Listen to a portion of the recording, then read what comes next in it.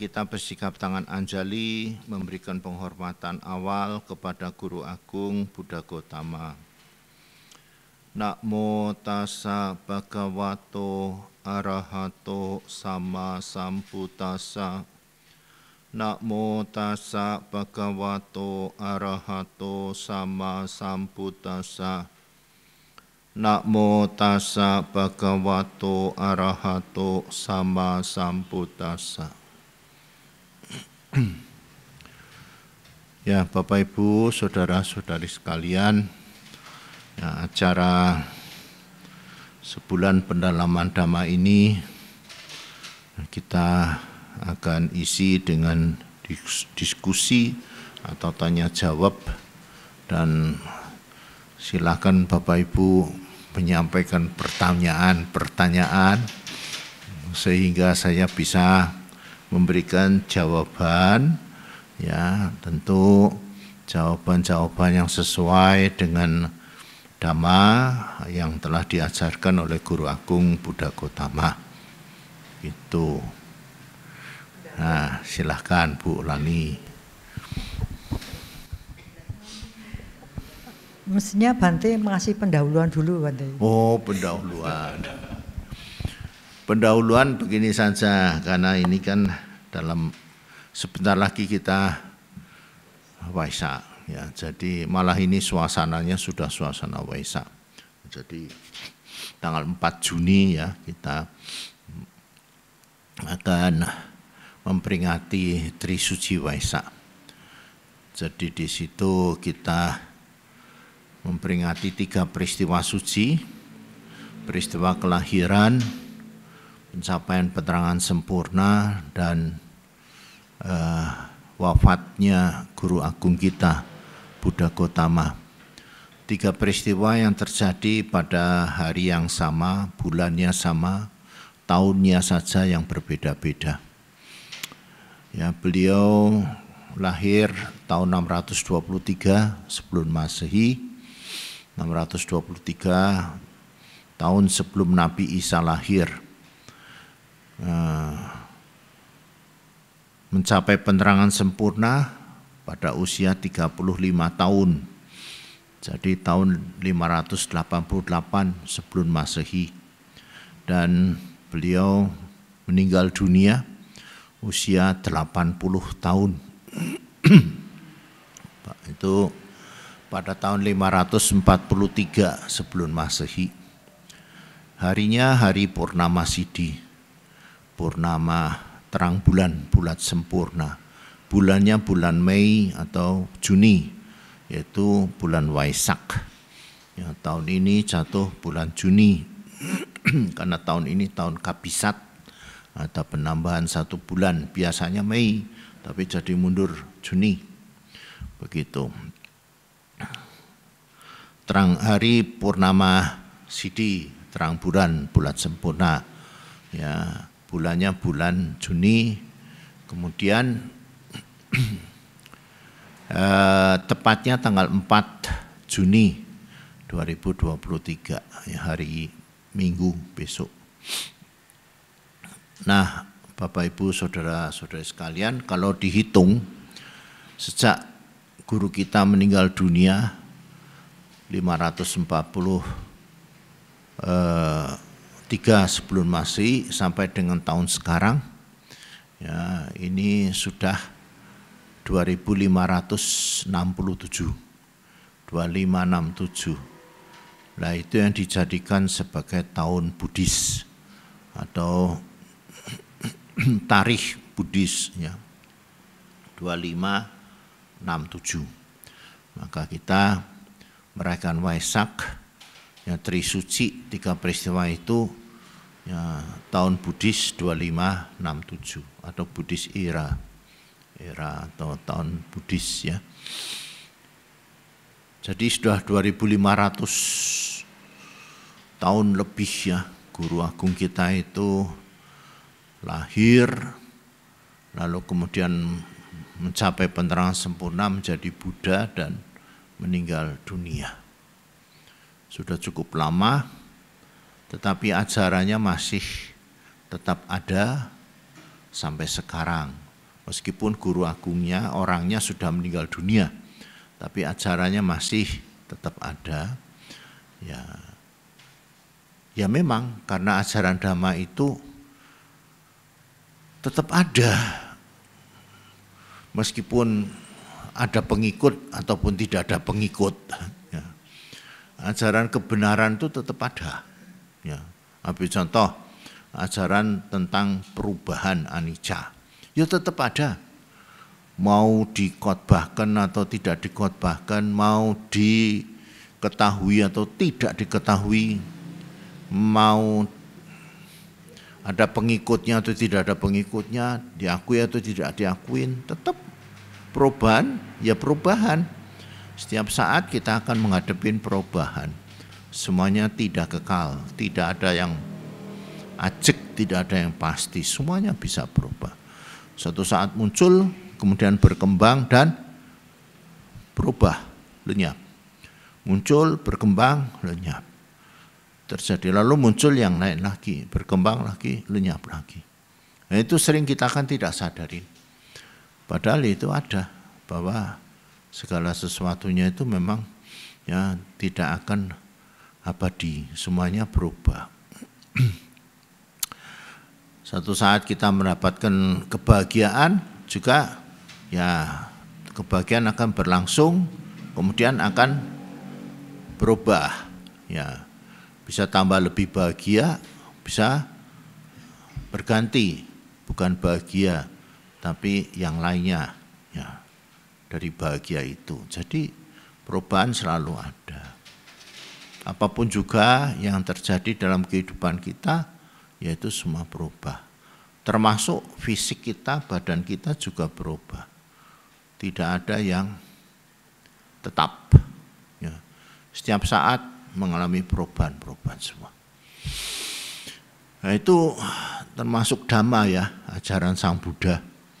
Ya.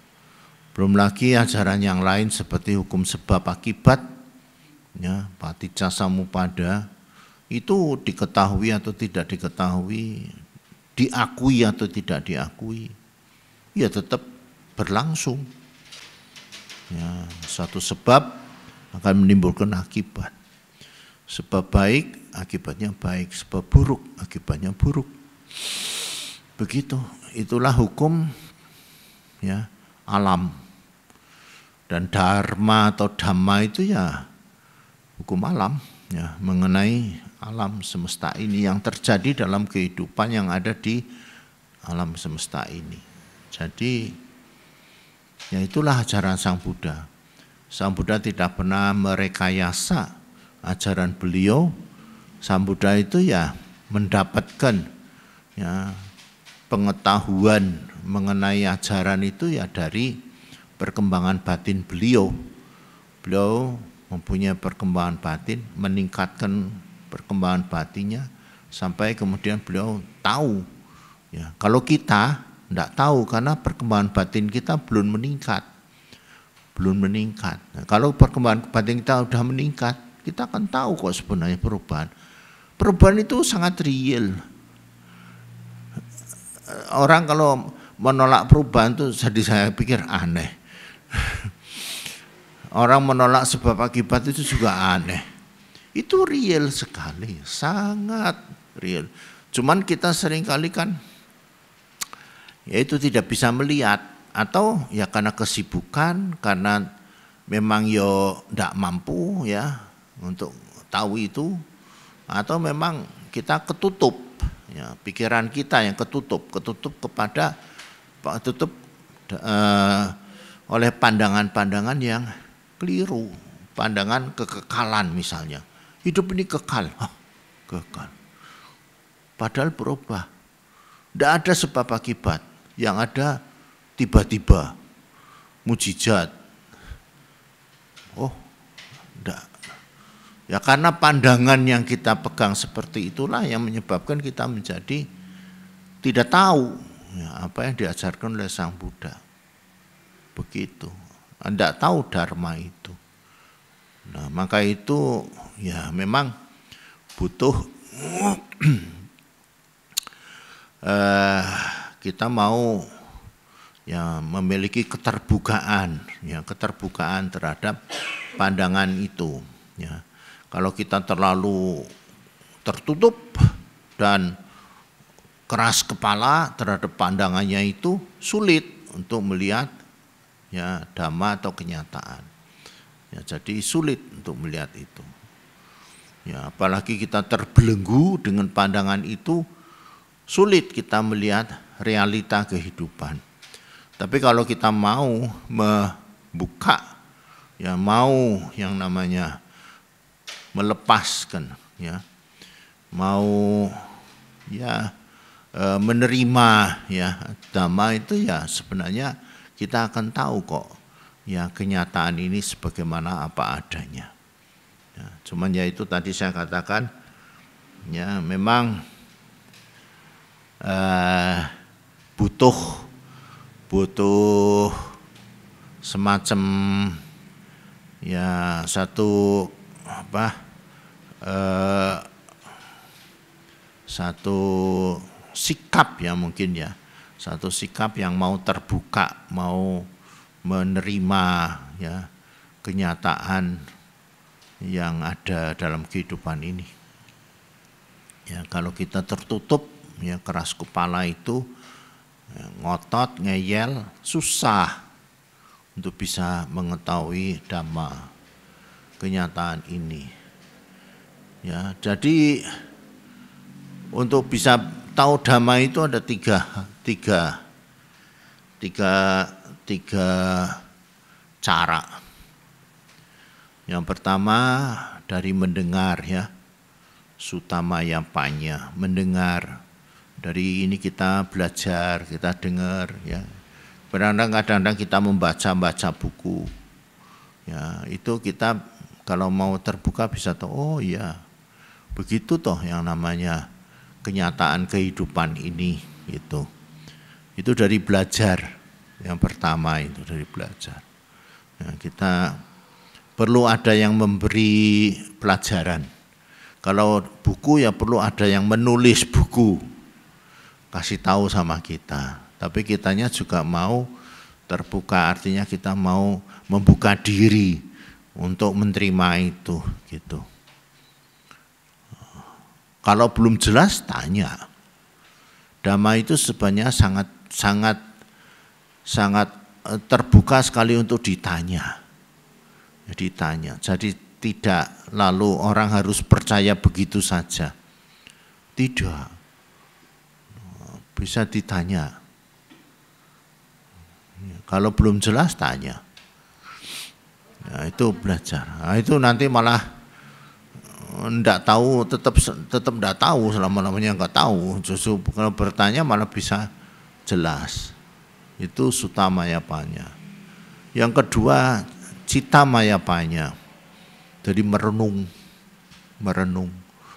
Ya, kadang-kadang orang itu merenung sendiri,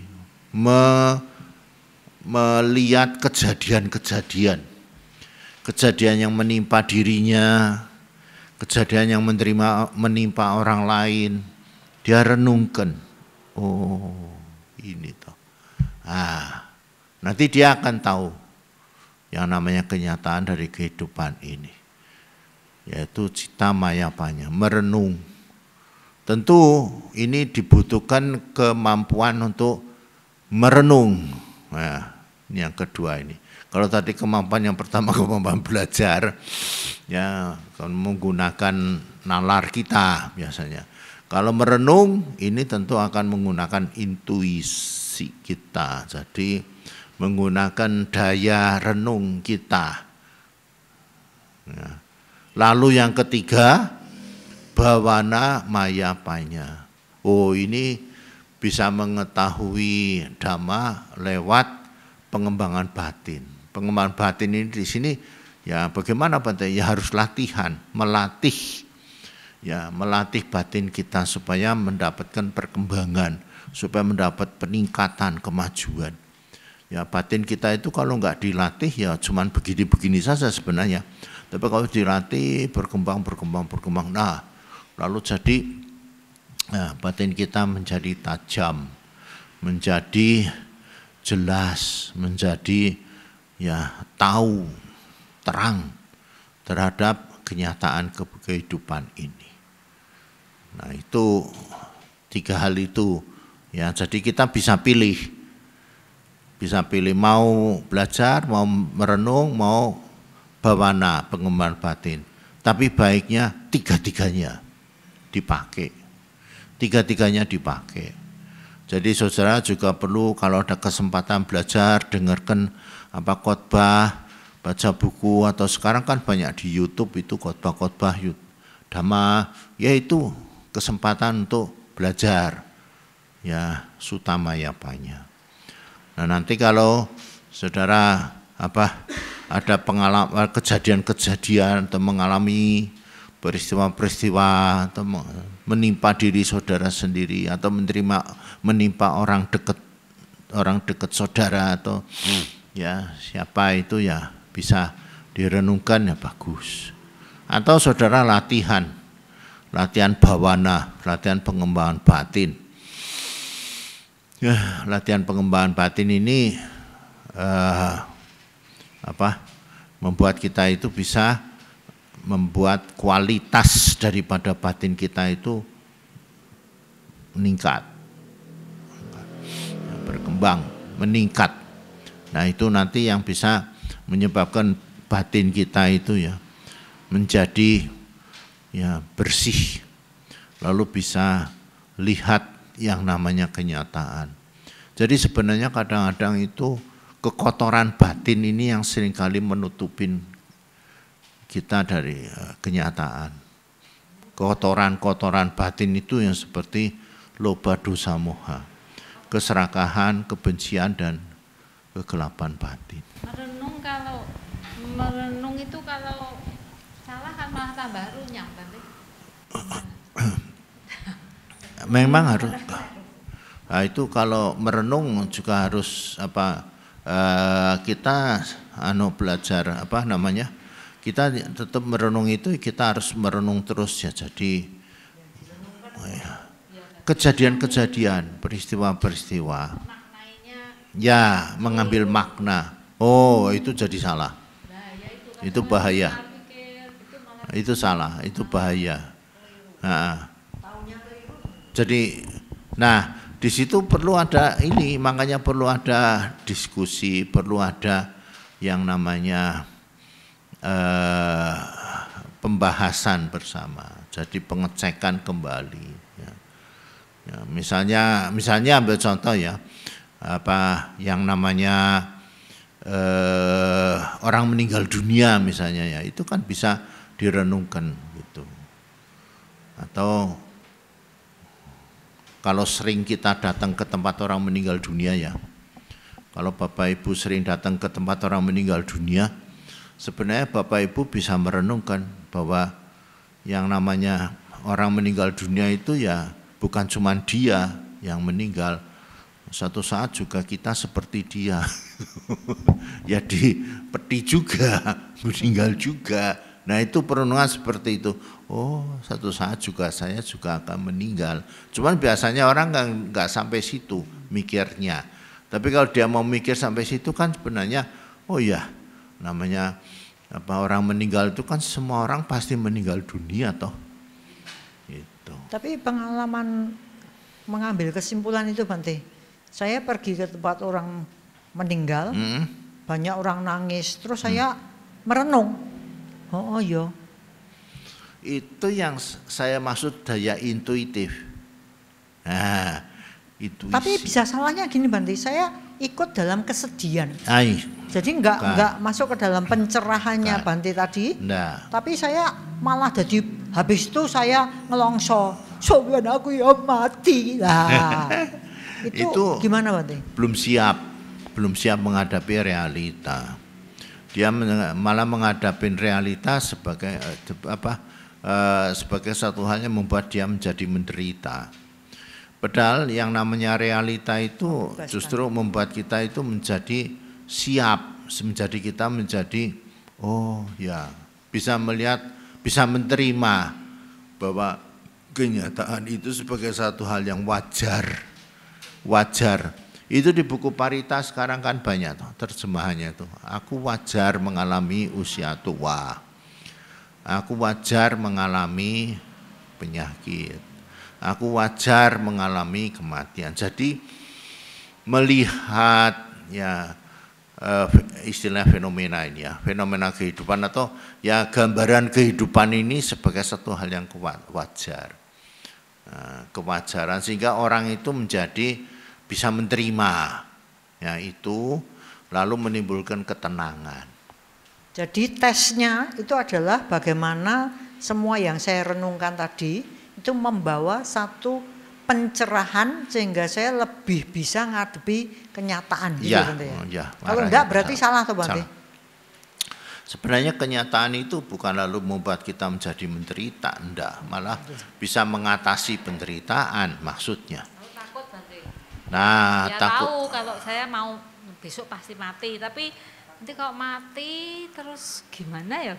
Kemana? Detku meh tak kayak sopo gitu Bante. Nah, itu di situ kemelekatan. Kemelekatannya itu yang membuat kita menjadi takut. Nah, attachment, kemelekatan. Nah, sebenarnya memang ya di dalam kita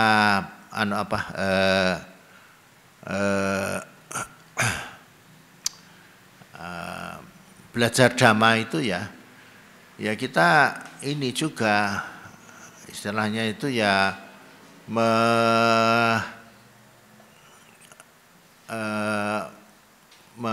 introspeksi, ya mengintrospeksi diri kita gitu. Kita introspeksi, kita melihat ke dalam juga sebenarnya. Kita introspeksi. Jadi seperti halnya misalnya ketakutan, kecemasan. Itu sebenarnya ya di sana ada yang namanya kemelekatan. Nah itu nanti kita larinya kenapa saya takut? Nah, nanti kita nelusuri dari situ. Kenapa takut? Oh, karena ada yang menyebabkan ini takut. Karena segala sesuatu muncul mesti ada sebabnya. Kenapa takut? Mesti oh ini. Karena saya masih ya, punya keinginan untuk ini. Nah ini kok belum kecapean misalnya, belum tercapai, lah takut. Atau saya cemas, wah nanti tidak berhasil, lalu bagaimana? Kalau meninggal, lalu setelah meninggal mau kemana? Ya itu. Takutnya bisa, misalnya seperti memang, itu terus gimana nangannya? Itu perlu belajar mengenai itu tumimba lahir. Tumimba lahir sehingga dia akan tahu oh ya kehidupan ini sebenarnya akan begini gitu. Jadi bisa kita simpulkan ya Bante, kalau dengan merenung ini itu saya tambah ruwet, itu berarti kan sesuatu salah gitu Bante? Enggak tepat. Terus saya tahu kalau saya ini tambah ruwet Bante, tapi terus saya harus gimana saya enggak diskusikan. tahu. Diskusikan saja.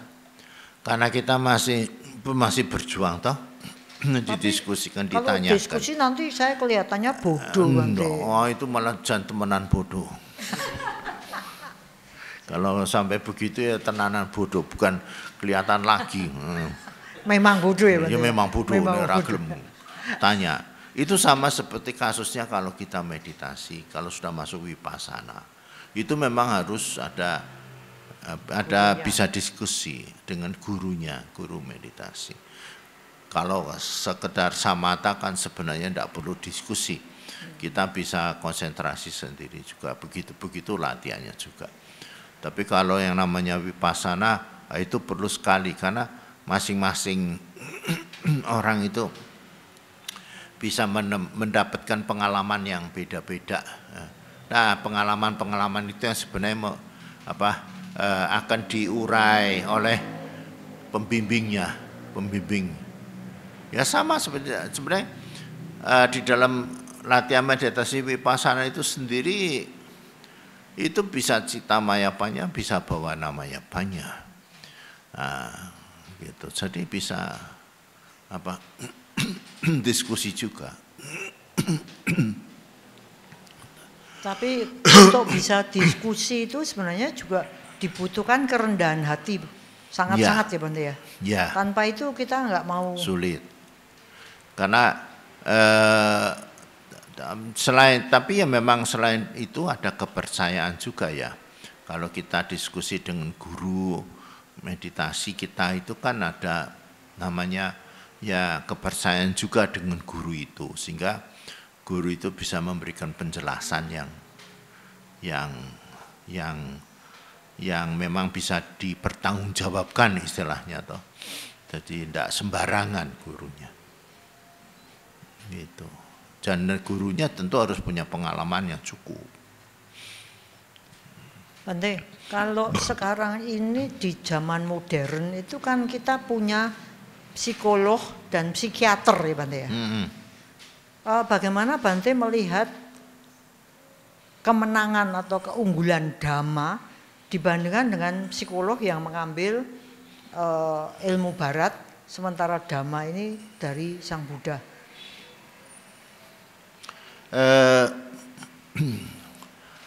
Saya melihatnya begini, kalau ya silakan.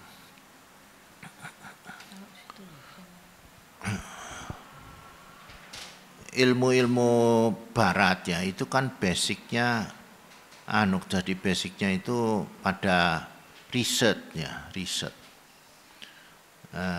Sedangkan agama Buddha ini basicnya enlightenment ya. Di situ kayaknya ada beda. Riset ini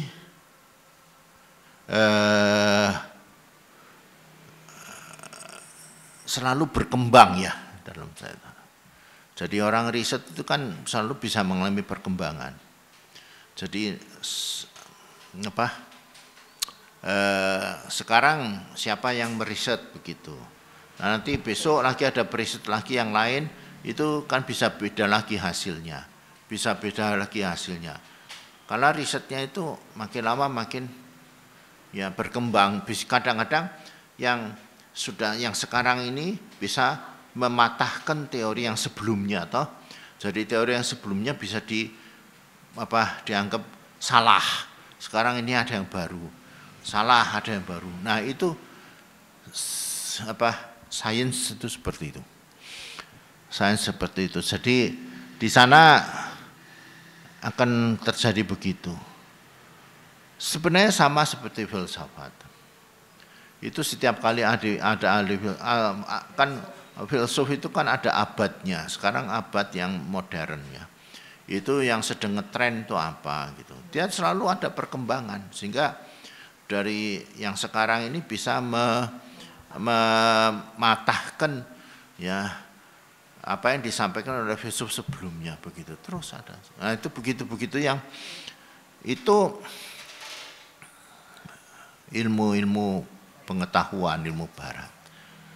Ya, jadi tapi itu menarik Bu Nani, Bu Wena, menarik karena orang bisa debat, orang bisa diskusi. Jadi berkembang terus orang itu diajak untuk berkembang terus, diajak berkembang terus. Jadi belum final, belum tuntas, dan itu terus akan terlalu berlangsung terus, belum tuntas, belum selesai.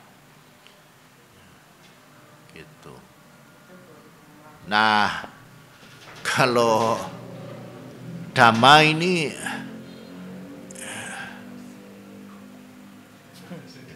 sudah final, sudah tuntas.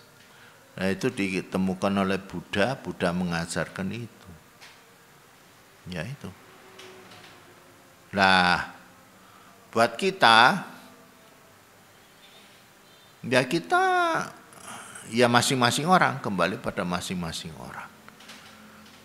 Apakah menyukai yang masih berkembang terus atau menyukai yang sudah tuntas, yang sudah final. Kembali pada masing-masing orang. Karena ada orang yang memang kalau yang masih berkembang terus itu diajak untuk berpikir terus. Diajak untuk gunakan ini, terus berpikir. Karena sains itu terus begitu. ya psikolog, psikiater, terus berpikir terus sampai terus berkembang gitu. Dan dia tidak berhenti begitu saja, dia seperti ya niatnya untuk ingin tahunya itu besar sekali perkembangannya toh. Ada perlombaan gitu ya Bante ya? Ya, ada gairah gitu ya? Ada naik ke atas. Kalau agama itu biasanya orang lalu terima apa adanya. Apa adanya. Ya tinggal nanti agamanya beda-beda toh. Agama yang teistik atau non teistik. Teistik itu yang ketuhanan. Yang ketuhanan itu ya mau nggak mau orang disuruh terima apa adanya. Teistik. Sedangkan yang non teistik, ya ini orang akan lebih terbuka untuk bisa memikir, mengajak diskusi, bertanya jawab. Itu yang non teistik. Tapi kalau teistik biasanya ya orang harus percaya,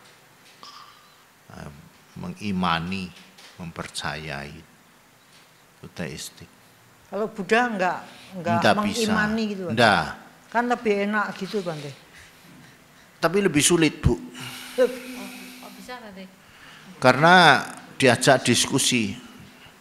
Ya biasanya orang enggak bisa ikut diskusinya itu. Diskusinya ini yang seringkali agak kok begitu. Diskusinya yang seringkali menjadi ada memang orang yang bisa ngikutin diskusinya itu, ada yang tidak. Ada yang orang tipenya itu tipe nerimo, itu susah untuk diajak diskusi. Dia terima saja sebenarnya omongan saya misalnya, terima aja gitu, selesai. Tapi ada yang tipe orang yang enggak mau terima omongan saya, itu baru mulai ada diskusi. Gitu. Nah ini memang jadi soal.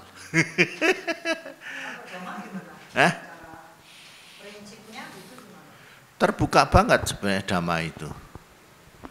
Dan dhamma yang saya maksudkan dhamma ya Bapak Ibu, yang betul-betul merupakan ajaran loh ya. Harap bedakan antara ajaran dengan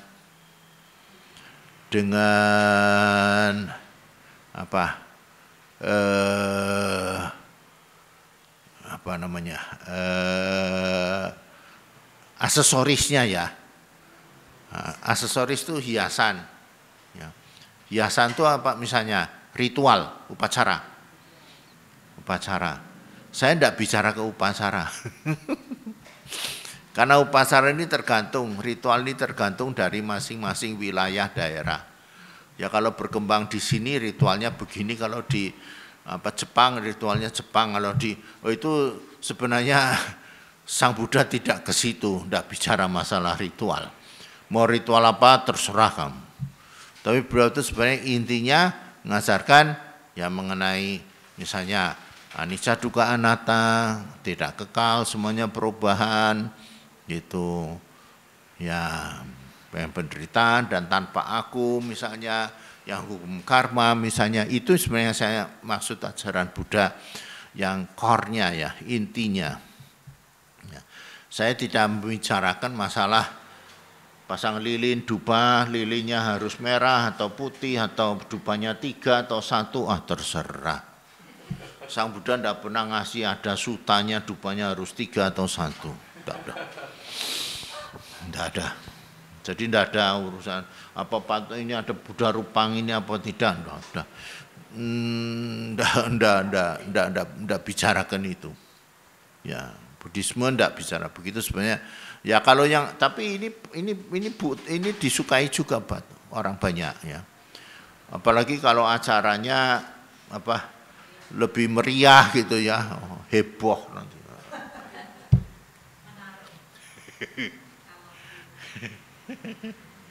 Bikin sensasi. Itu tapi orang suka. Ya, itu yang seringkali saya kadang-kadang hati-hati. Ini sebenarnya ini bukan ajaran Budanya loh, bukan ajaran Budanya loh. Ajaran Budanya ndak begitu. Lalu yang bikin itu siapa? Umatnya, orangnya, pengikutnya. Pengikutnya itu yang bikin tuh loh, lilinnya harus 2. Kenapa ndak 2 atau Mas Eko kali yang ngurusin lilin sama hiyo atau apa? Umatnya itu. Kok harus dipakai ada Buddha Rupang segala macam.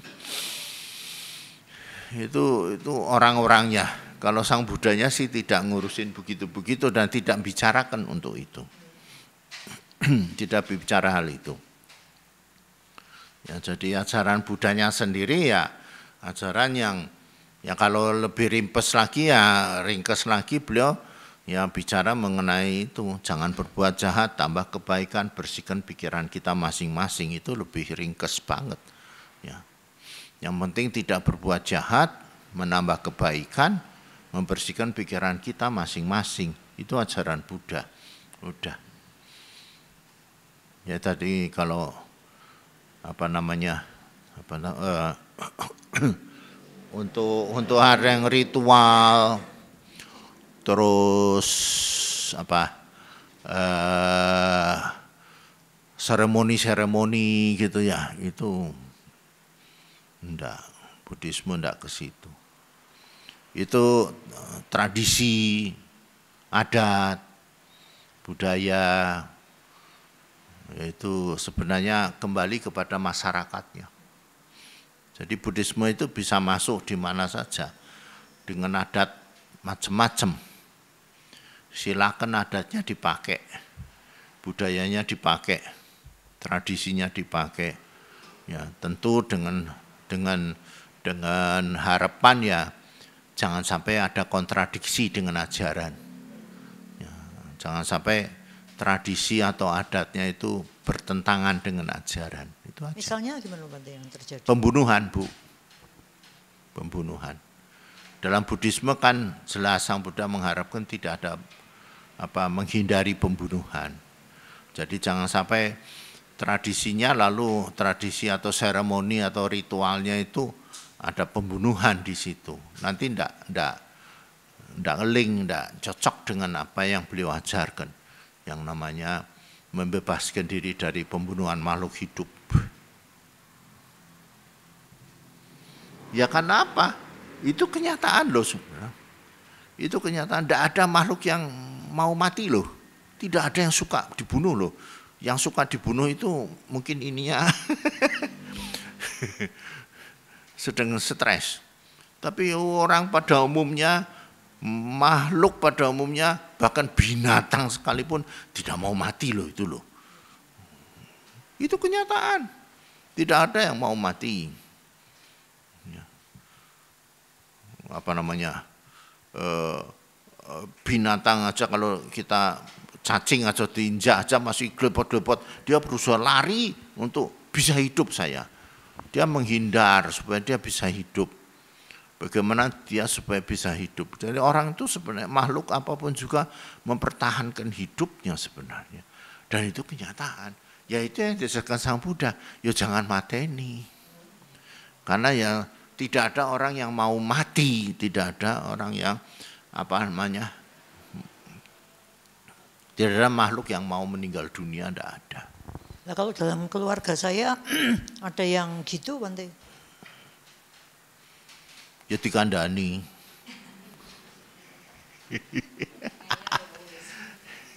Nengayal ya wes.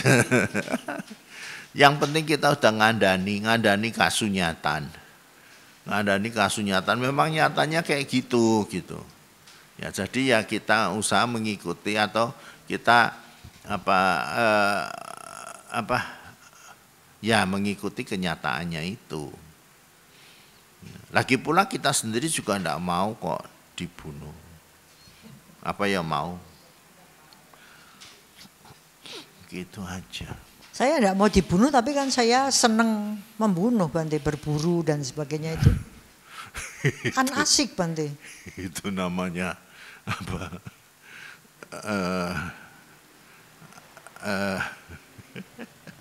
Itu namanya Itu tisaurinya Iyal tuh. Sebenarnya dibilang ya apa? Ya namanya kesenangan, kesukaan itu ya memang bisa saja kesenangan, kesukaan kita itu enggak punya batas ya. Batasnya apa toh? Mau suka apa gitu. Ya sesuai kemampuan kita. Jadi misalnya kalau makan itu ya batasnya kalau perutnya udah sakit baru berhenti kali ya gitu. Ya, tapi ya kalau kita ngikutin seperti itu kan ya kita akan merugi sendiri, akan membuat kita menderita sendiri. Ya sebenarnya kan itu jadi yang bisa dikatakan ya kita akan menambah penderitaan dalam hidup kita. Gitu. Jadi ya tidak usah ngikutin seperti itu karena dalam kehidupan sehari-hari ini pun juga ya dalam kehidupan sehari-hari atau dalam kehidupan pada umumnya itu memang selalu ada batas. Ada batas, jadi ada limit. Ya limit. Kayaknya kita nggak pernah sulitlah menemukan sesuatu yang unlimited itu loh. Semuanya ada batas, ada limit. Sebenarnya ya, realita kenyataan itu mesti ada limit. Kalau ndak punya limit itu justru tidak real, tidak real. Hidup kita juga ada limitnya, batasnya. Ya kalau sekarang usia hidup ya antara 75 katanya 77 ya rata-rata orang seusia seperti itu ya itu jadi ya memang ada batasnya, ada limitnya gitu. Meskipun kita memiliki kekayaan juga nanti akan berbatas juga. Ya, batasnya kapan ya? Sudah kalau sudah memang tidak bisa tambah lagi. Itu sudah batasnya mentok di situ atau sudah di luar kemampuan kita. Ya sudah ada tidak bisa kita tanganin lagi.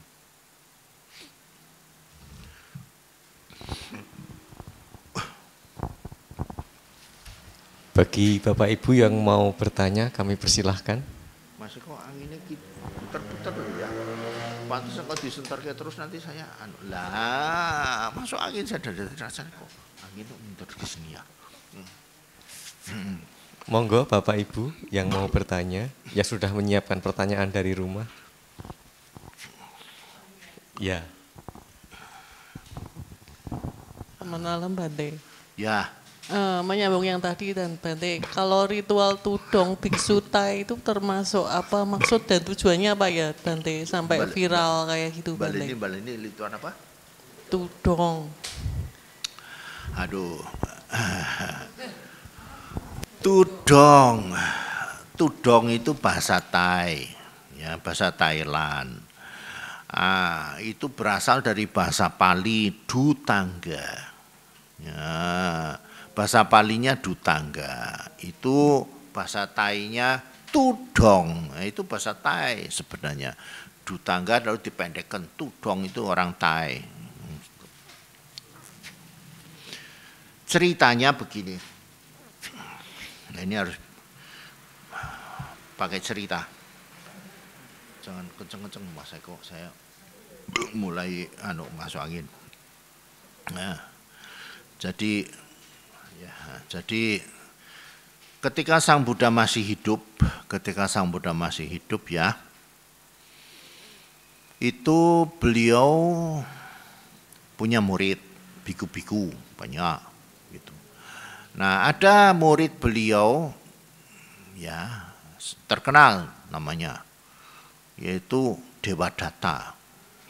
Dewadatta ini murid beliau yang dulunya ceritanya pernah tahu enggak? Dewadatta ini kan sebenarnya saudara ipar dengan sang Pangeran Siddhartha. Tapi selalu memusuhin Pangeran Siddhartha. Dia itu mulai tidak suka dengan Pangeran Siddhartha sewaktu Dewadatta itu memanah angsa. Kemudian Siddhartha itu berlari karena dia tahu angsanya jatuh, lalu dia peluk angsanya, lalu panahnya dicabut, lalu dibersihkan darahnya, lalu disembuhkan. Maksudnya disembuhkan oleh Siddhartha. Ya. Tapi Dewadatta datang, loh itu kan yang mana saya? Kok kamu ambil? Gitu. Marah-marah Dewadatta itu. Nah, Siddhartha bilang, tapi saya yang menghidupkan. Jadi saya yang memiliki dia. Karena saya yang bisa menghidupkan dia. Bukan membunuh maksudnya. Yang bisa membuat angsa ini hidup. Gitu. Sampai kasus itu ke kerajaan. Lalu di pengadilan, di kerajaan, orang-orang pandai, hakim-hakimnya itu mengadili kasus itu. Dan akhirnya yang diputuskan yang menang Siddhartha. Karena apa? Karena Siddhartha itu yang membuat angsa itu hidup. Bukan membuat angsa itu mati, tapi membuat angsa itu hidup, itulah Siddhartha. Itu yang sebenarnya yang menang. Nah gitu. Jadi si Dewadatta itu nggak suka sebenarnya dengan kasus itu. Tapi ini saya motong sebenarnya. Kalau cerita Jataka, Bu Wina sudah terjemahkan belum? Ini sebenarnya dari Jataka ini. Sejak awal Jataka itu si Dewadatta itu memang sudah nggak suka dengan apa yang dilakukan oleh Bodhisattva ini.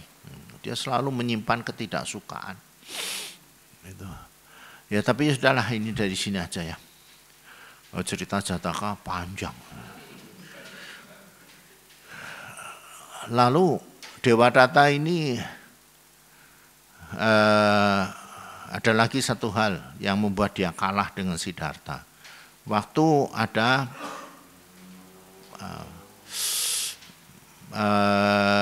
Sayembara mempersunting Dewi Yasodhara. Nah, Siddhartha ini betul-betul mempunyai kemampuan lebih, sedangkan Dewadatta enggak, kalah ya itu. Karena ada pertandingan memanah, pertandingan apa macam-macam, main kuda dan sebagainya. Siddhartha itu menang. Ya. Badannya atletis kali ya itu ya Siddhartha ya. Saya kalau dari situ saya mikir, ini orang ini atletis betul sampai bisa menang. Itu pakai kuda, pedang, panah itu sampai bisa beberapa pohon. Bulan ini kan ada tuh beberapa pohon tembus, kekuatannya luar biasa ini Siddhartha ini. Ya, jadi jangan digambarkan Siddhartha itu petapa yang kuyu-kuyu, tidak, sebenarnya dia tegap dan gagah sebenarnya itu, karena dia mempunyai postur tubuh yang sangat kuat sebenarnya. Lah itu. Kemudian Siddhartha kan menjadi Buddha. Ya, lalu Dewadatta juga berusaha bikin masalah lah dengan Sang Buddha. Kalau ditanya kenapa seperti itu, kama lampau Sang Buddha ketika sebelum menjadi Buddha itu beliau juga mempunyai kama yang kurang baik, yang menyebabkan ada orang yang tidak suka sama dia. Itu kama wibaka. Ya, jadi pernah sekali waktu si Dewadatta itu tahu Sang Buddha itu mau jalan di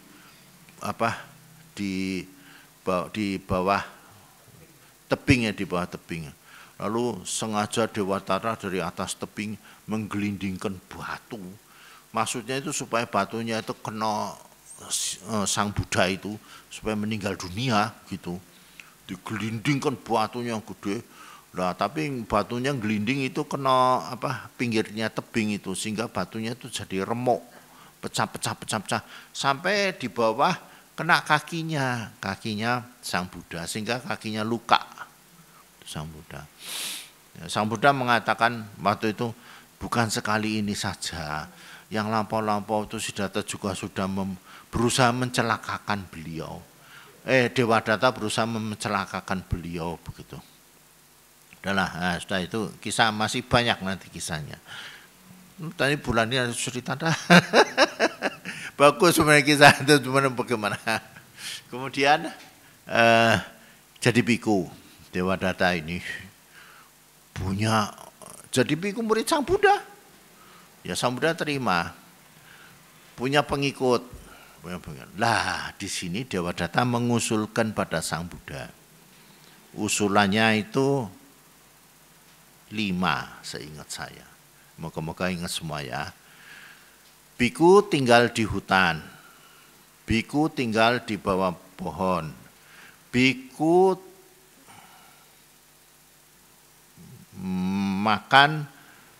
biku pakaiannya dari kain bekas pembungkus mayat. Biku makan dari hasil pindapata. Biku tidak makan daging. 5. Usulan Dewadatta. Minta pada Sang Buddha supaya seperti begitu. Jadi tinggal di hutan, di bawah pohon, lalu pakaiannya dari kain bekas bungkus mayat, lalu makanan dari hasil pindapata, dan tidak makan daging. Jadi Dewadatta minta supaya biku itu seperti itu. Semua biku itu begitu. Gitu. Nah, jadi tidak boleh misalnya biku tinggal di wihara begini, tidak boleh misalnya. Biku pakai ini jubah yang bukan dari kain pembungkus mayat juga nggak boleh. Ya, lalu biku makan dari bukan hasil pindapata tidak boleh, harus makan dari pindapata. Dan biku makan makanan daging ya, tentu saja itu non vegetarian lah istilahnya ya. Itu tidak boleh, harus vegetarian. Lalu Sang Buddha itu mendapatkan usulan seperti itu dari Dewadatta. Sang Buddha dengan bijaksana mengatakan begini, ya silahkan biku yang mampu melakukan seperti itu. Tapi yang tidak mampu ya tidak usah. Jadi Sang Buddha tidak melarang kalau ada biku mau seperti begitu. Tapi kalau tidak mau begitu ya enggak masalah, enggak apa-apa. Karena sebenarnya menjadi biku itu adalah melatih diri, terutama melatih batinnya itu loh, untuk membebaskan dari kotoran batin, membebaskan dari loba dosa moha. Menjadi biku itu sebenarnya itu tujuannya, supaya bisa bersih batinnya, lalu bisa mencapai kebebasan nibbana. Nah, jadi kalau mau cara yang seperti itu, silakanlah. Cara itu disebut dhutanga, cara keras yang diterima oleh Sang Buddha. Praktek keras namanya dhutanga. Lalu ada 13, bukan cuma 5, 13 macam dhutanga.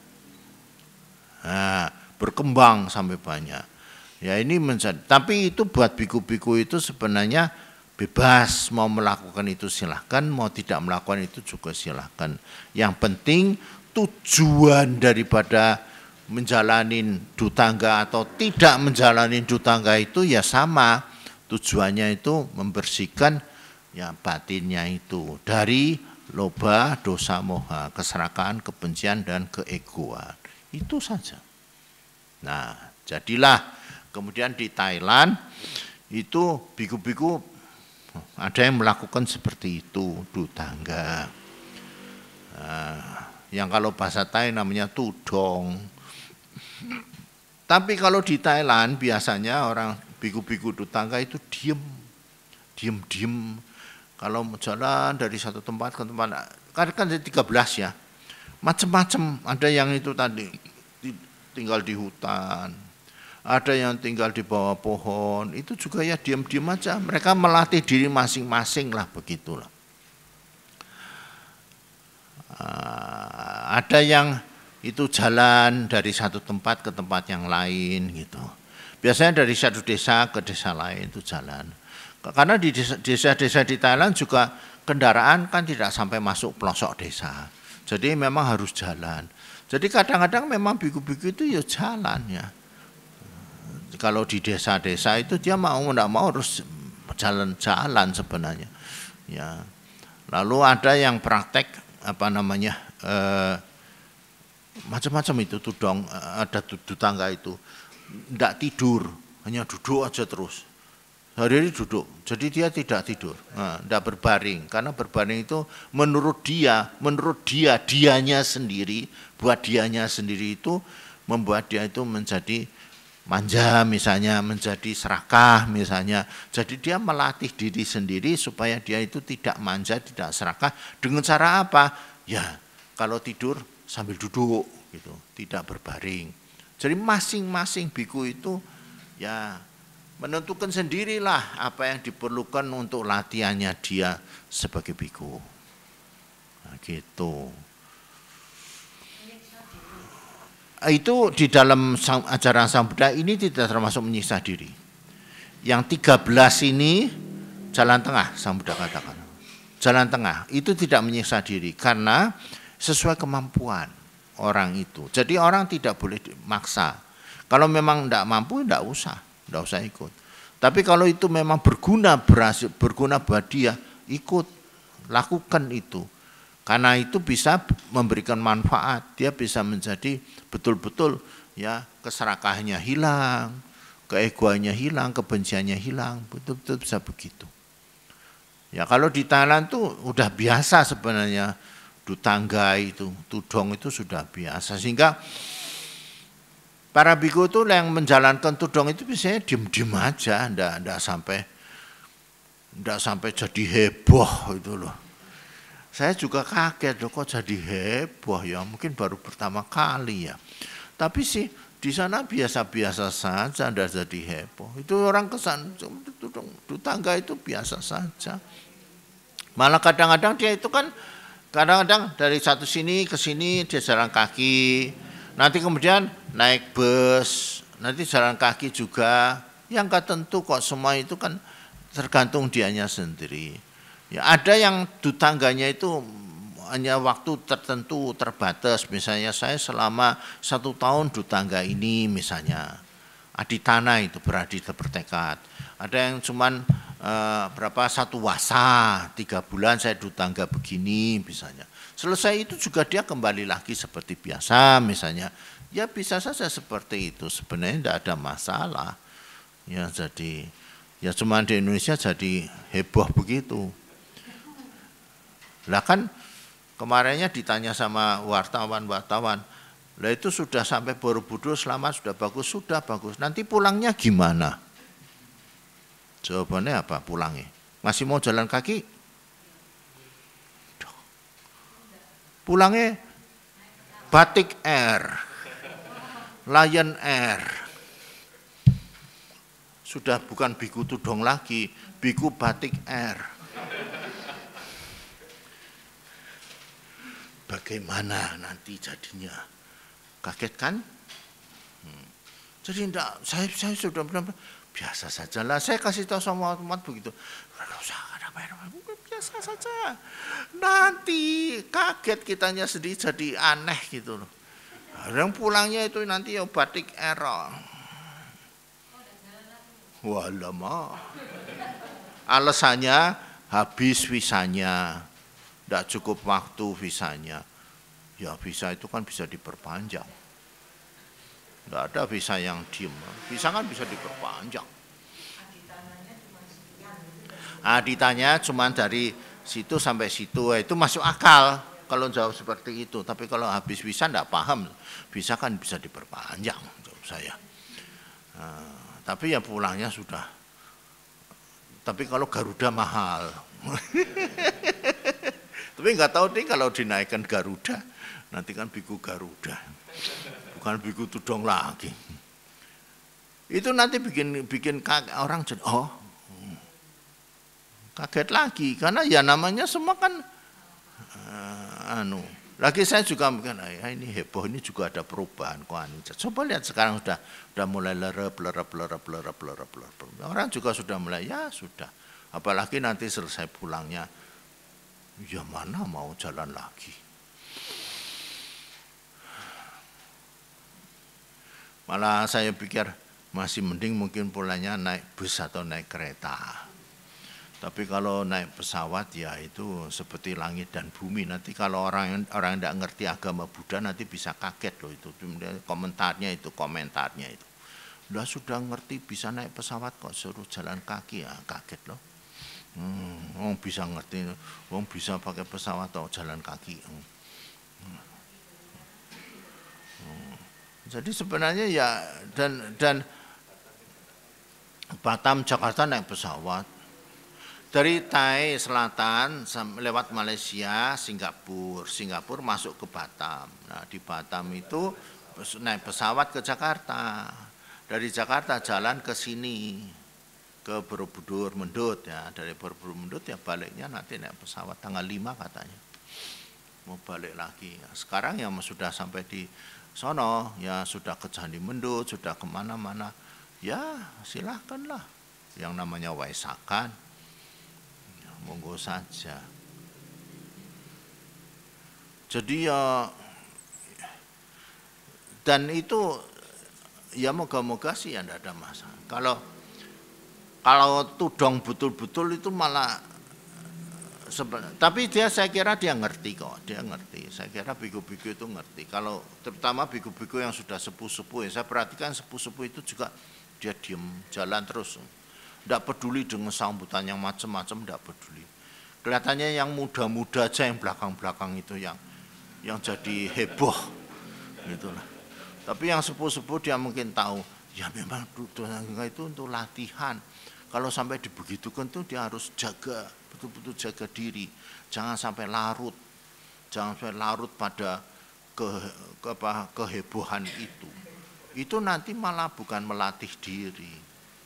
Itu bukan melatih diri, itu menjadi egonya besar, lobanya gede, ya jadi nambahin kotoran batin itu sebenarnya. Buat mereka yang berlatih, yang mengerti berlatih itu dia akan betul tahu kok jaga diri, tahu. Pasti akan tahu jaga diri.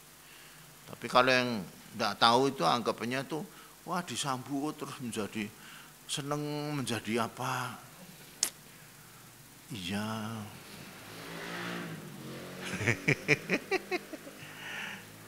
Sebenarnya semua biku itu ya tahu kok.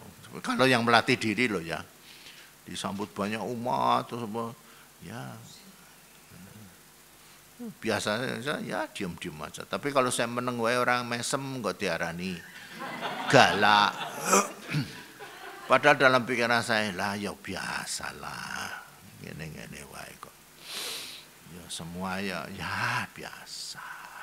Nggak usah dispesialkan lah. Kalau saya sih begitu. Ya, jadi ya membantu mereka untuk berlatih diri juga sebenarnya. Membantu mereka untuk berlatih diri, mengikis yang namanya kotoran batin itu. Dan itu memang tujuan jadi biku mengikis kotoran batin, bukan lalu menjadi pamer kayak gitu. Alamak, kok begitu? Ya enggak sesuai dengan apa yang dikatakan Sang Buddha lah. Ya enggak, tujuannya pasti juga untuk mengikis kotoran batin. Perkara orang nyambut enggak nyambut ya mongso bodoh. Enggak nyambut malah kepenak sebenarnya. Buat mereka saya pasti enggak disambut itu malah kepenak. Dia lebih tenang, dia bisa lebih meditasi. Itu jalannya kan bisa digunakan untuk meditasi, Bu. Dia jalannya bisa sambil meditasi itu kalau nggak ada yang nyambut. Tapi kalau sehubungan begitu banyak yang nyambut, kasihan mereka itu sebenarnya. Terganggu. Itu kalau kita yang mengerti Dhamma, kasihan mereka itu diganggu oleh begitu banyak orang yang minta foto. Butuh ini malah melu-melu jadi selfie. Saya pikir sakit temen. Ini jadi buante kok malah jadi selfie-selfiean, kepiye iki karepe ora dong. Ya ndak bisa, nanti kalau dia marah jadi jelek lagi. Kan kebenciannya muncul, kemarahan. Dimarahin nanti timbul bentrokan, konflik. Katanya supaya toleransi. Ya sudahlah, bodoh lah. maunya lihat dari mana, maksud terserah. Lalu kalau kita yang mengerti Dhamma ya sebenarnya ya kita perlu membantu para biku supaya membebaskan diri dari loba dosa moha. Itu umat yang baik begitu. Ya. Betul toh? Ya kalau karena bikunya sendiri juga jadi biku karena untuk membebaskan diri dari loba dosa moha gitu.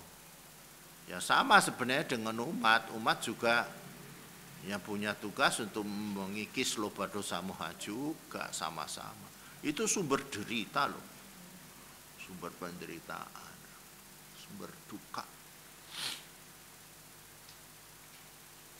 Kalau dalam berlatih itu terjadi stagnasi terus gimana? Sudah. Stagnasi apa, Bu? Jadi merasa apa ya, jadi stagnan gitu ya, nggak ada kemajuan. Dia harus lihat sebabnya. Ada sebab. Sebenarnya sebagai biku itu punya kesempatan banyak untuk merenung, untuk introspeksi. Yaitu apa sebab gitu. Nah, hal-hal yang sebenarnya membuat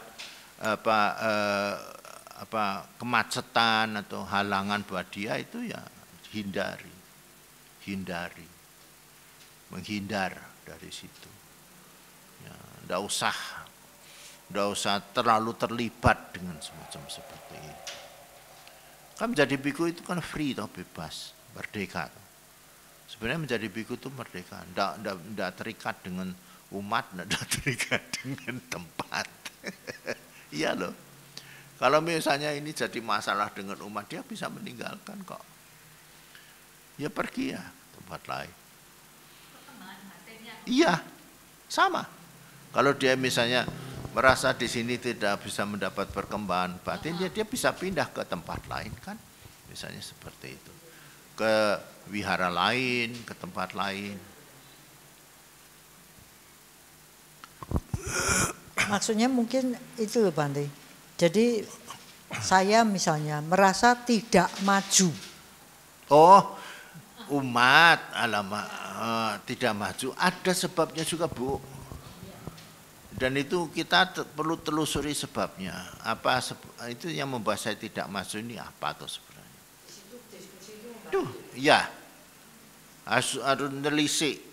Kita nelisik sebabnya apa tuh saya kok bisa begini. Sama seperti kalau kita tuh gampang marahan misalnya. Apa sebabnya saya itu kok gampang marah gitu. Nelisik.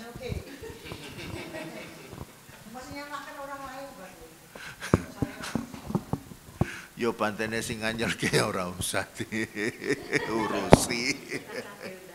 Ora usah diurusi, ngono lah selesai toh. Enggak yo apa. Karena apa? Karena tidak membuat kemajuan buat diri kita. Kalau nggak ada yang diajak diskusi, Pak, mikir dewe gitu kan baru. Oh ya susah memang. Ya kalau bisa ada teman itu kan bisa. Dalam Dhamma itu juga teman itu pengaruhnya besar loh. Dalam Dhamma pengaruhnya besar sekali kalau bisa orang bijak itu, orang bajik itu besar pengaruhnya. Bisa membuat kita menjadi ikut bijaksana. Disuruh berjuang sendiri kan? Hah? Misalnya apa?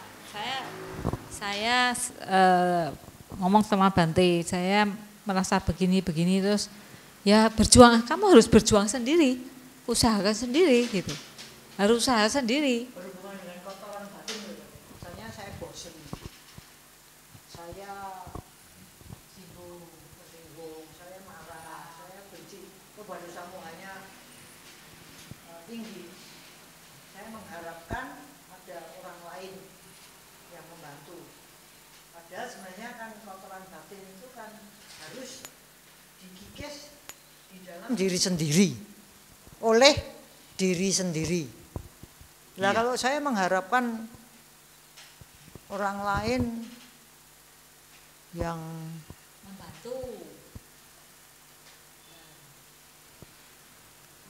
membantu sejauh memberi semangat. Tapi kalau untuk mengikisnya itu sendiri memang dari perkembangan batin, perkembangan dari pikiran orang itu sendiri, perkembangan dari mental batin orang itu sendiri. Itu yang akan bisa mengikis. Seperti ya masanya yang gampang aja ya, kita marah begitu ya, kemarahan itu mengikis marah bagaimana? Ya harus dari diri sendiri. Setiap kali mau marah, biasanya kita aware, sadar, ini mau marah. Lalu kita perhatiin marahnya itu hilang, bisa. Itu bisa seperti itu juga, tapi ya itu diri sendiri. Nah orang lain bisanya kasih semangat, kasih penjelasan, kasih instruksi, gini loh caranya mengatasi marah gitu. Atau ada yang mengatasi marah dengan begini misalnya itu. Ada yang begitu juga ada. Itu mungkin instruksi-instruksi dari pengalaman orang itu sendiri. Begitu. Atau ada yang mengatasi marah dengan cara ya menghindar. Jadi begitu tahu ada sesuatu yang membuat kita jengkel, langsung seketika kita alihkan kepada hal yang lain sehingga kita tidak jadi marah. Ya itu kan hanya nasihat-nasihat saja toh, petunjuk-petunjuk, dan yang betul-betul bisa menghilangkan kemarahan ya balik dirinya kita sendiri toh. Mau melakukan petunjuk itu atau tidak, mau menerapkan petunjuk itu apa tidak. Kalau mau menerapkan ya dia bisa mengatasi marah itu. Itu pun perlu perjuangan toh, perjuangan. Karena misalnya kalau marahnya itu masih kadarnya mungkin ya tebalnya masih tidak begitu tebal, ya mungkin bisa diatasin. Tapi kalau marahnya sudah sudah jadi habit, itu agak susah untuk ngatasin itu. Ini juga perlu perjuangan, perlu usaha terus menerus. Nah itu perlu dukungan dari orang-orang yang kasih semangat, orang-orang yang memberikan nasihat-nasihat itu terus menerus. Itu seperti itu.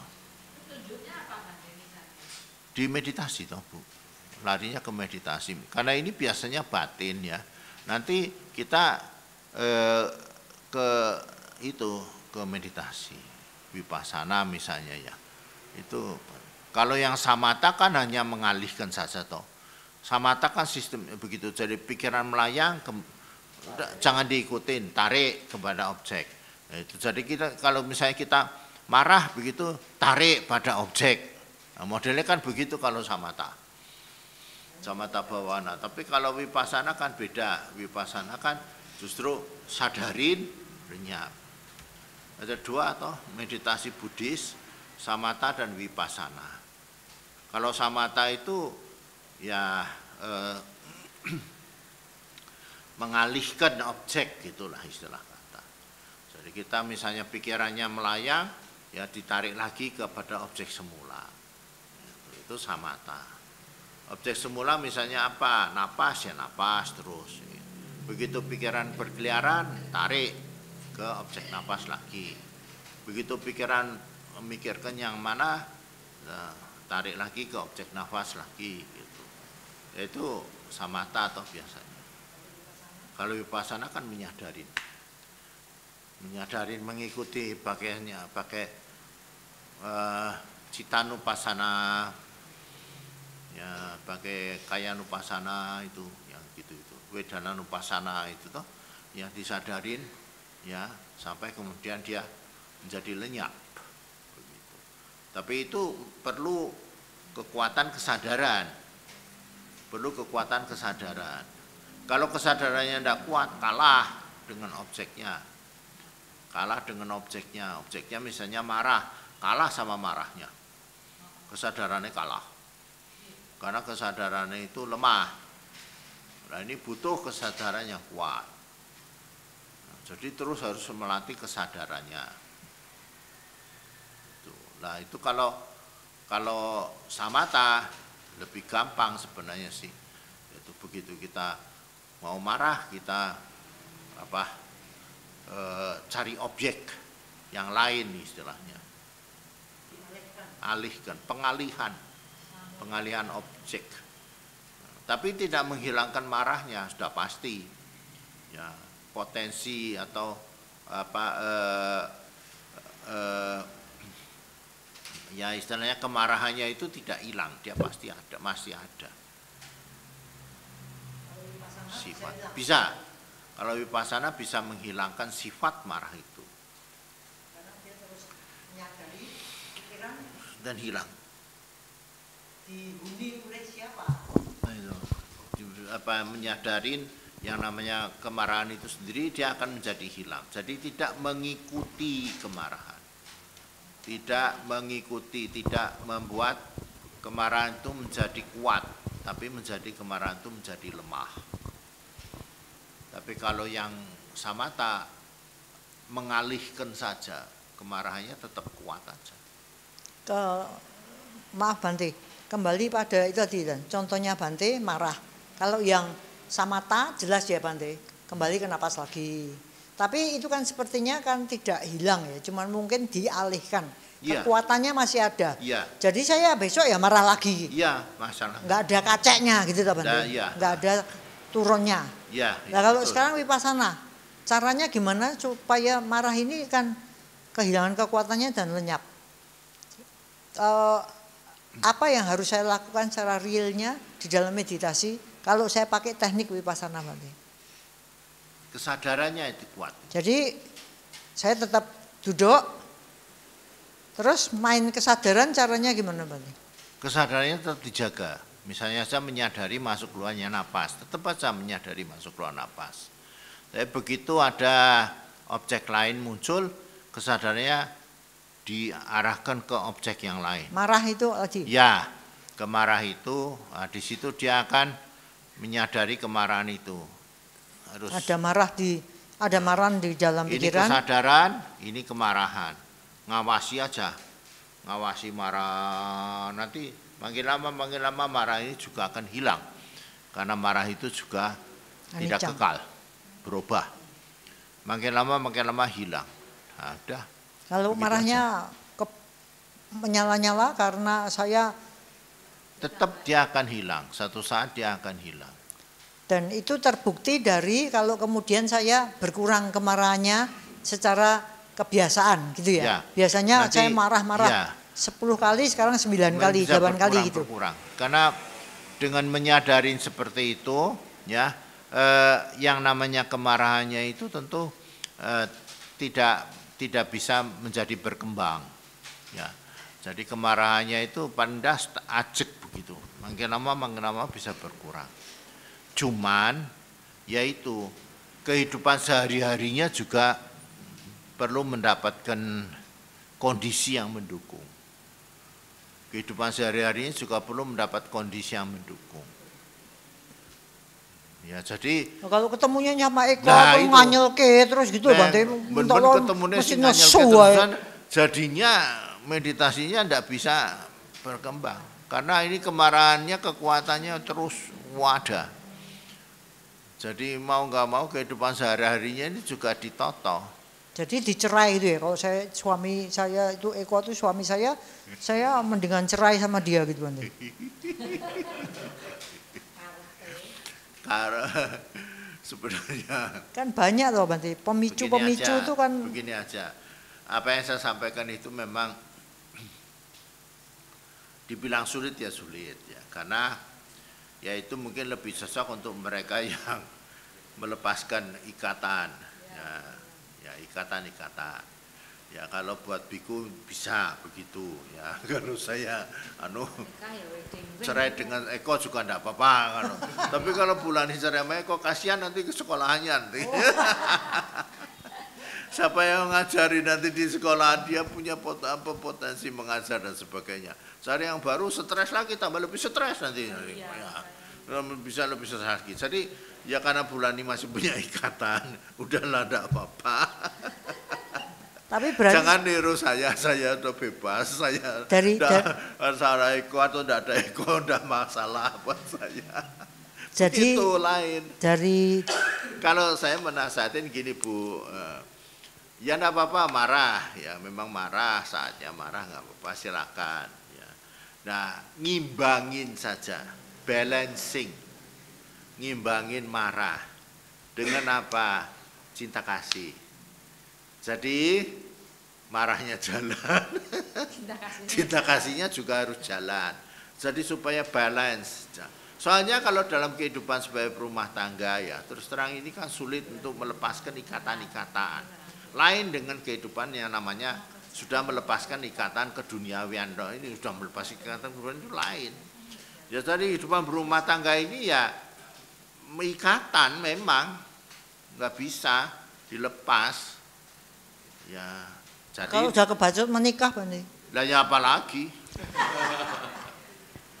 Lah ya sudah seperti itulah ya. Maka kemelekatan itulah yang kita harus imbangi dengan yang namanya cinta kasih. Hal-hal yang positif lah. Yang negatif dimain hal positif. Negatif dimain positif begitu. Supaya ada balancing. Artinya ya di situ nanti kita akan menerima akibatnya. Buahnya itu buah yang tidak terlalu susah, tidak terlalu menderita gitu loh.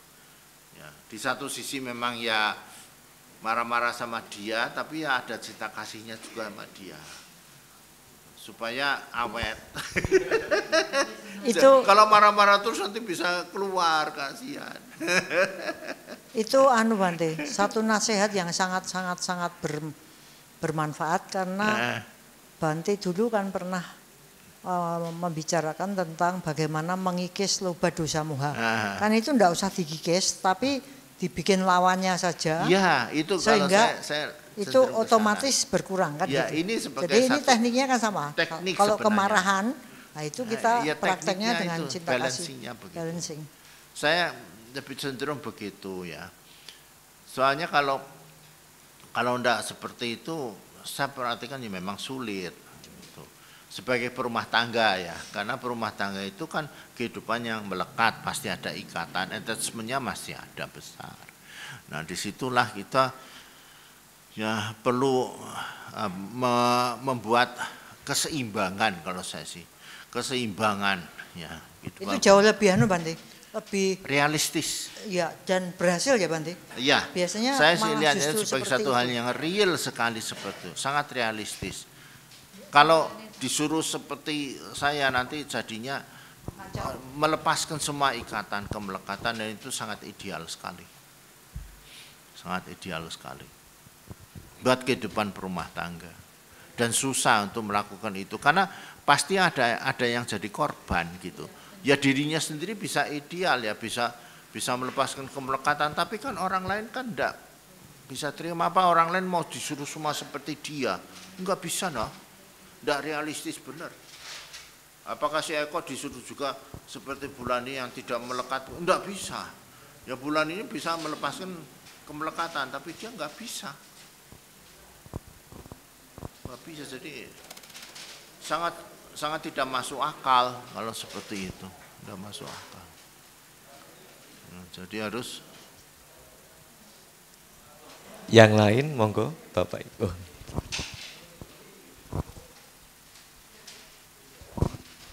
Selamat malam Bante. Yuk. Pendidikan Buddhis yang ideal, ini larinya agak jauh. Untuk, saya dengar sekarang lagi marak sekolah-sekolah berbasis Buddhis sedang didirikan. Kalau menurut Bante sendiri, apa sih yang harus ditumbuhkan atau dikembangkan di pendidikan Buddhis untuk anak-anak kalau sudah mereka ini mendirikan pendidikan formal Buddhis? Yang esensial menurut Bante diajarin apa sih Bante? Itu Bante, makasih. Responsibility, tanggung jawab. Itu saya ambil dari hukum karma. Jadi hukum karma itu sebenarnya mengajarkan kita untuk bertanggung jawab. Jadi kalau kita mendidik anak-anak, didiklah dia supaya punya tanggung jawab. Karena dia nantinya akan mau tidak mau, suka tidak suka, harus mengikuti hukum karma. Kalau kamu berbuat baik, kamu akan dapat baik, berbuat buruk kamu dapat buruk. Di situ kalau bisa memantapkan itu, yaitu akan membuat orang itu menjadi baiklah, saya yakin baik. Karena dia mempunyai otapa. Setelah karma nanti jadi otapa. Dia menjadi aware, hati-hati terhadap perbuatan-perbuatan yang buruk. Karena dia tahu persis itu sebab akibat. Ya memang itu ada kaitan dengan sebab akibat. Ya. Tanggung jawab ada kaitan dengan sebab akibat. Yaitu hukum karma. Gitu, hukum karma. Saya kira itu sih yang basicnya ya. Kalau kita ingin ada perbuatan, ingin memfokuskan pada action ya, pada perbuatan. Jadi perbuatan anak itu, apa yang dilakukan anak, ya, responsibility. Jadi kalau misalnya dia tidak belajar, dia nilainya jelek. Ya kita kasih tahu ya, karena kamu tidak belajar kamu nilainya buruk. Karena kamu nyontek kamu nilainya jelek. Enggak, dibikin jelek. Gitu, sebagai guru. Jangan lalu dibikin bagus. Itu nanti dia mikirnya, oh kalau buruk jadi baik. Tidak sesuai dengan hukum karma. Ya kalau nyontek ya sudah digagalkan. 0. Digagalkan. Karena dengan cara seperti itu kamu nanti bisa tanggung jawab. Jadi ya karena kamu pilihan perbuatan kamu nanti kamu sendiri akan bertanggung jawab. Gitu. Dan yaitu sebab akibat toh nanti jadinya sebab akibat seperti itu. Kayaknya itu yang diperlukan ya kalau saya perhatikan, karena ada istilah merdeka belajar segala macam, tahu itu sekarang ya. Ya bolehlah sana kita orang untuk belajar kemana-mana bisa ya, tapi ya tetap dia harus punya responsibility, harus punya pertanggungjawaban. Kalau diajarin nyontek dikasih nilai 0, orang tuanya marah Bante.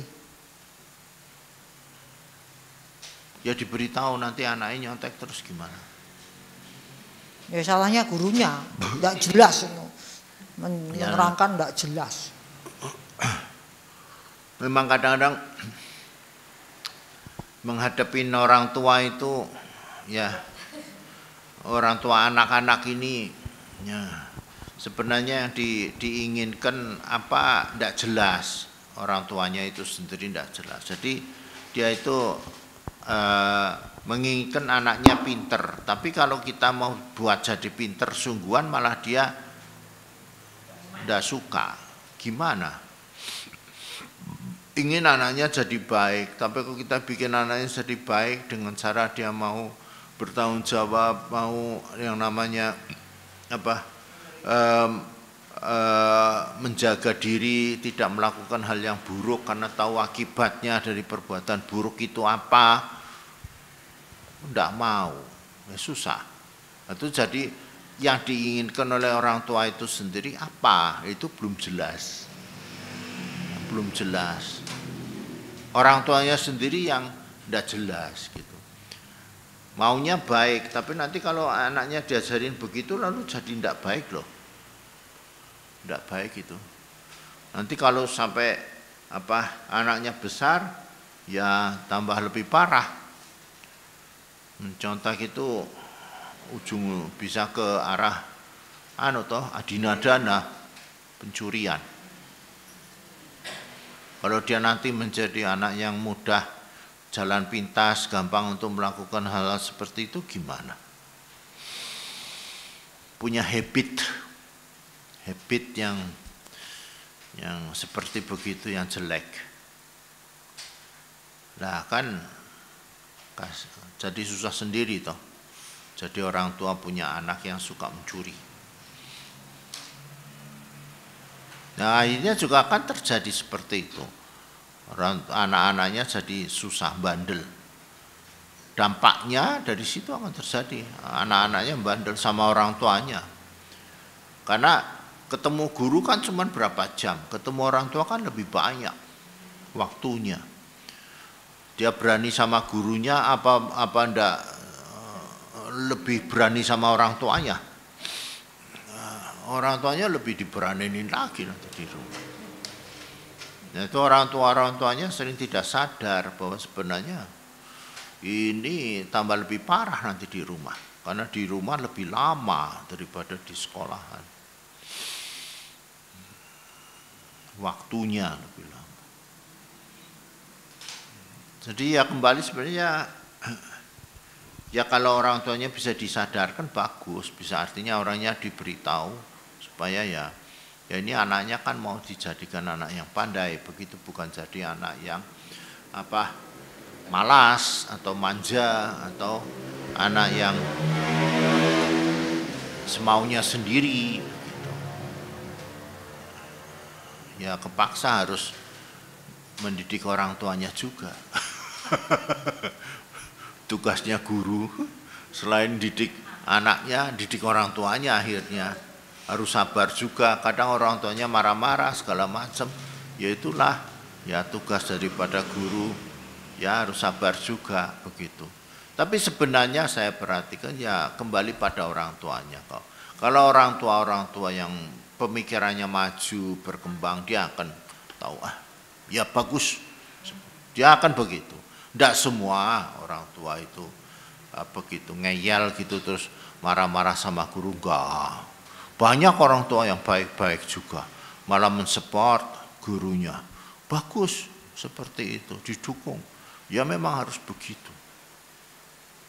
Nah, itu malah ada orang tuanya dikasih tahu anaknya nyontek gitu malah kecewa. Waduh, malu saya, kecewa. Ada juga. Ya itu berarti orang tua yang sudah berkembang pemikirannya. Bagus dia. Ya itu kita bisa dukung, kita bisa membina anak-anaknya dengan baik.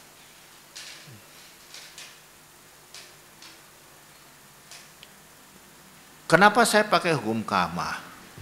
Karena dalam kehidupan rumah tangga ya itu kan sada itu ada 4 ya.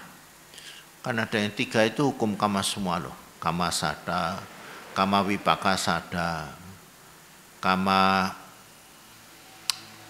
itu yang ketiga itu juga mengenai hukum kama. Baru yang keempat tata gata bodhisatta.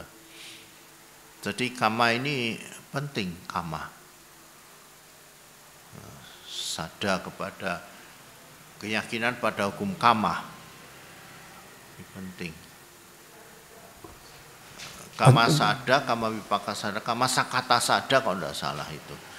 Ada 4. Melanjutkan yang tadi Bante sampaikan, Bante. Artinya sebagai pendidik nih, untuk menanamkan sikap tanggung jawab,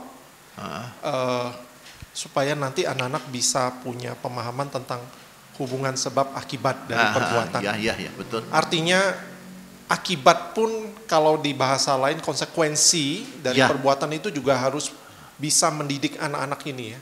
Ya. Jangan juga terlalu ringan, oh ternyata kayak gini aja. Saya bisa ulangi lagi kesalahan yang sama ya.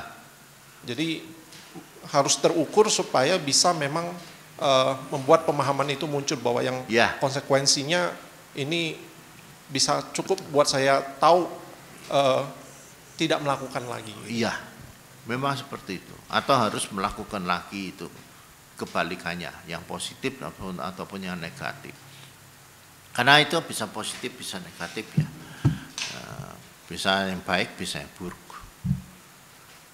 Gitu, ada dua macam. Nah, itu dua-duanya disampaikan juga. Ya, bukan kita mengatasin yang buruk saja, tapi juga harus mengembangkan yang baik. Karena dua sisi ini perlu. Kalau hanya satu saja, tidak berat itu. Harus ada ini. Yang positif itu yang harus dinaikkan. Yang positif dinaikkan. Jadi tadi Di satu sisi marah, cinta kasihnya dinaikkan. Cinta kasihnya dikembangkan supaya dua sisi. Jangan orang itu selalu dikatakan jangan berbuat jahat, jangan. Harus banyak berbuat baik. Itu pasangan. Itu pasangan. Ada orang yang lebih suka malah banyak berbuat baik lebih dulu. Jangan berbuat jahatnya yang kedua. Tidak masalah. Jangan yang pertama kali mesti jangan berbuat jahat. Oh ya jangan. Jangan selalu diincar itu kejelekannya terus. Negatifnya terus. Kok enggak lihat yang ngincer yang positifnya juga? Dia itu rajin loh. Dia itu kalau datang sekolah selalu on time. Ya, meskipun ya bodoh tapi rajin. Ini kan positifnya.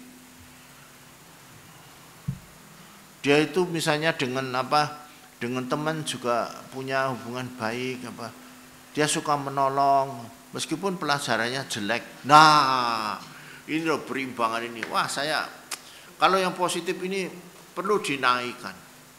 Karena yang positif ini bisa memberi semangat untuk bisa mengatasinya negatif.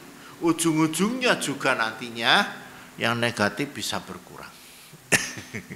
Kalau yang positifnya itu kita naikkan. Senengnya itu yang seneng-senengnya itu dinaikkan, jangan yang susah-susahnya terus. Nanti orang tidak punya semangat hidup. Orang seneng itu bisa membuat orang semangat hidup loh, berani. Coba sih. Kalau Anda semua mendapatkan kesenangan ya, dapat rezeki lah dapat makanan yang enak, itu semangatnya mesti ada loh. Ada ya. Ada kesenangan itu kan memberikan menambah semangat. Orang menjadi ada dorongan untuk happy gitu, riang, semangat begitu. Tapi kalau jelek-jelek melulu stres dia, makin lama makin tenggelam dia nanti. Tenggelam dalam ketidakmampuan, tidak mampu. Dia merasa tidak bisa. Tapi kalau dia banyak, kita dukung hal-hal yang positif-positif, dia malah nanti bisa merasa bisa. Merasa mampu. Saya bisa, saya mampu. Itu dulu. Hasilnya bagaimana? Wis pokoknya iso dhisik, mampu dhisik. Nah, saya gitu. Kalau kamu bisa, kamu mampu, hasilnya nanti jadinya kaya apa? Ya wis itu, terimalah karmamu.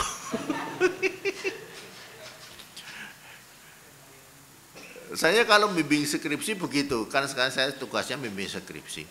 Jadi kalau dia seminar proposal, saya selalu ngarahkan, kamu bisa begini, kamu bisa Bante, bisa, selesai bisa, betul bisa, udah jalan terus. Itu saya bisa dulu, senang dulu. Nanti hasilnya kemudian ujian Bante, macet ini sudah terima saja. Yang penting kamu sudah bekerja semaksimal mungkin. Lulus saya gitu lah piye itu kelihatan sekali saya kentara kalau saya bimbing skripsi ujian skripsi. Iya dan dia ada semangat bulan ini, semangat. Saya sangat menghargai anak yang punya semangat ya, lebih daripada yang lain meskipun nilainya tidak baik tapi semangatnya ada. Orang hidup itu yang dibutuhkan semangat loh. Wirya itu banyak sekali di Bodhipakkhiyadhamma. Kalau boleh cek Bodhipakkhiyadhamma itu yang 37 macam yang orang yang membuat kemajuan batin, perkembangan batin, wirya itu berapa macam Sang Buddha mengucapkan di situ. Jadi begitu pentingnya namanya semangat itu. Ya, dibandingkan dengan ya pengertian-pengertian yang lain. Jadi kita harus mendukung semangat-semangat orang. Semangat anak-anak. Yang penting senang dulu sekolah. Senang datang sekolah, senang di sekolahan. Sudah. Lalu kita bisa memberikan semangat di sana. Sudah semangat, lalu dia bisa melakukan apa yang ya kita inginkan, tapi ya tentu hasilnya sesuai dengan kapasitas dia. Karena kapasitas orang itu beda-beda. Kemampuan orang beda-beda.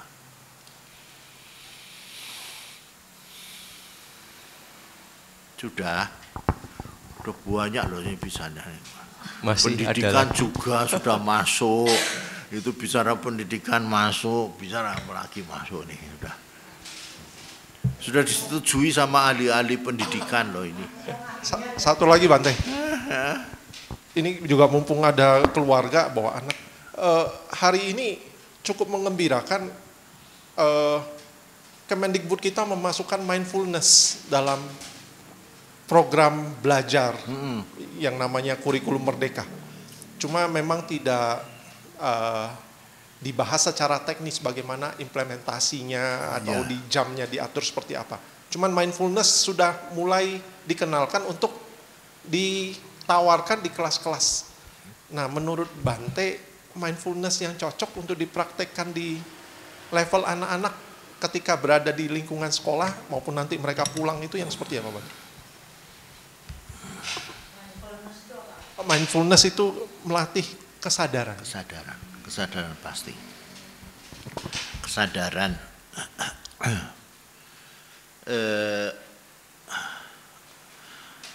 Kalau di anak-anak ini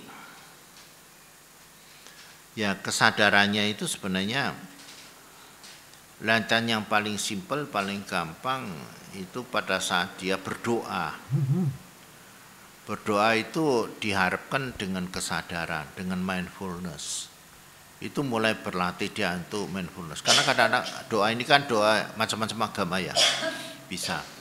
Kalau dalam Buddhis ya dia pada saat dia baca parita, dia pakai mindfulness. Objeknya itu gampang. Kenapa saya maksudkan doa ataupun baca parita? Karena objek mindfulness-nya itu lebih mudah. Yaitu apa? Yaitu bacaannya parita itu. Bacaannya parita itu kan lebih gampang untuk orang memperhatikan. Daripada anak disuruh diem begini meditasi, agak sulit dia itu mengembangkan mindfulness. Lagi pula kitanya yang jadi guru juga ndak tahu kok. Dia itu duduk meditasi tenanan apa bubuk, pengantuk. Tapi nek maca parita itu kelihatan sebenarnya dia itu kalau yang pakai mindfulness itu dia bacanya teratur, dia bacanya juga ndak loncat-loncat, dia ndak salah-salah, ndak macet. Itu mindfulness-nya ada, kelihatan dari bacanya ini. Saat dia baca, itu tampak. Ya, tampak. Dan memang sebenarnya buat kita itu mindfulness latihan yang paling, saya sering di mana-mana ngomong ya, namanya meditasi itu ya. Yang paling mudah itu objeknya itu parita. Parita itu sebenarnya buat kita itu baca parita itu sama saja kita itu melatih sila samadhipanya. Ya, kalau baca parita itu ya bawana juga meditasi sebenarnya begitu. Karena apa ya itu di situ kita memperhatikan apa yang kita ucapkan. Namo tassa bhagavato arahato sama sambuddhassa. Pelan-pelan saja. Tidak usah cepat-cepat. Seperti itu. Buddhang saranang gacchami. Nah, dhammang saranang gacchami. Kita dengar bisa tahu, oh ininya orang ini bacanya pakai mindfulness apa tidak itu bisa tahu. Kalau kita dengar. Kalau dia suaranya seperti itu, nadanya begitu, ini mindfulness. Tapi kalau dia Buddha saranang gacchami, dhammang saranang gacchami, tidak ada mindfulness. Wes, kamu ulangi lagi, yang sabar, kamu ulangi lagi saja. Karena sebenarnya dia tidak pakai mindfulness, apalagi dia pelongang sana, lihat sana, lihat situ, senggol-senggol teman, sudah susah mindfulness. Tidak ada mindfulness. Sebenarnya mindfulness itu bagus loh. Itu membuat orang itu menjadi sadar, aware. Paling tidak dia itu sadar saat baca parita itu sudah latihan mindfulness. Latihan mindfulness supaya membuat dia itu mempunyai kesadaran yang kuat. Kesadarannya kuat itu. Jadi kita ngucap itu ya dengan kesadaran. Ngucap parita itu dengan kesadaran. Bukan asal ngucap.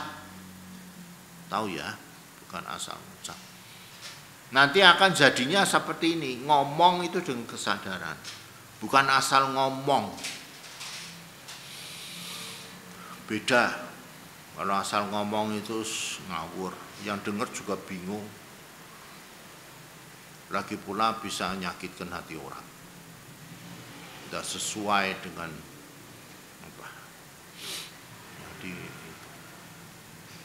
Jadi ya mindfulness-nya sih mungkin parita itu ya, baca parita yang bisa ya. Kalau Buddhis, yang non Buddhis ya doa.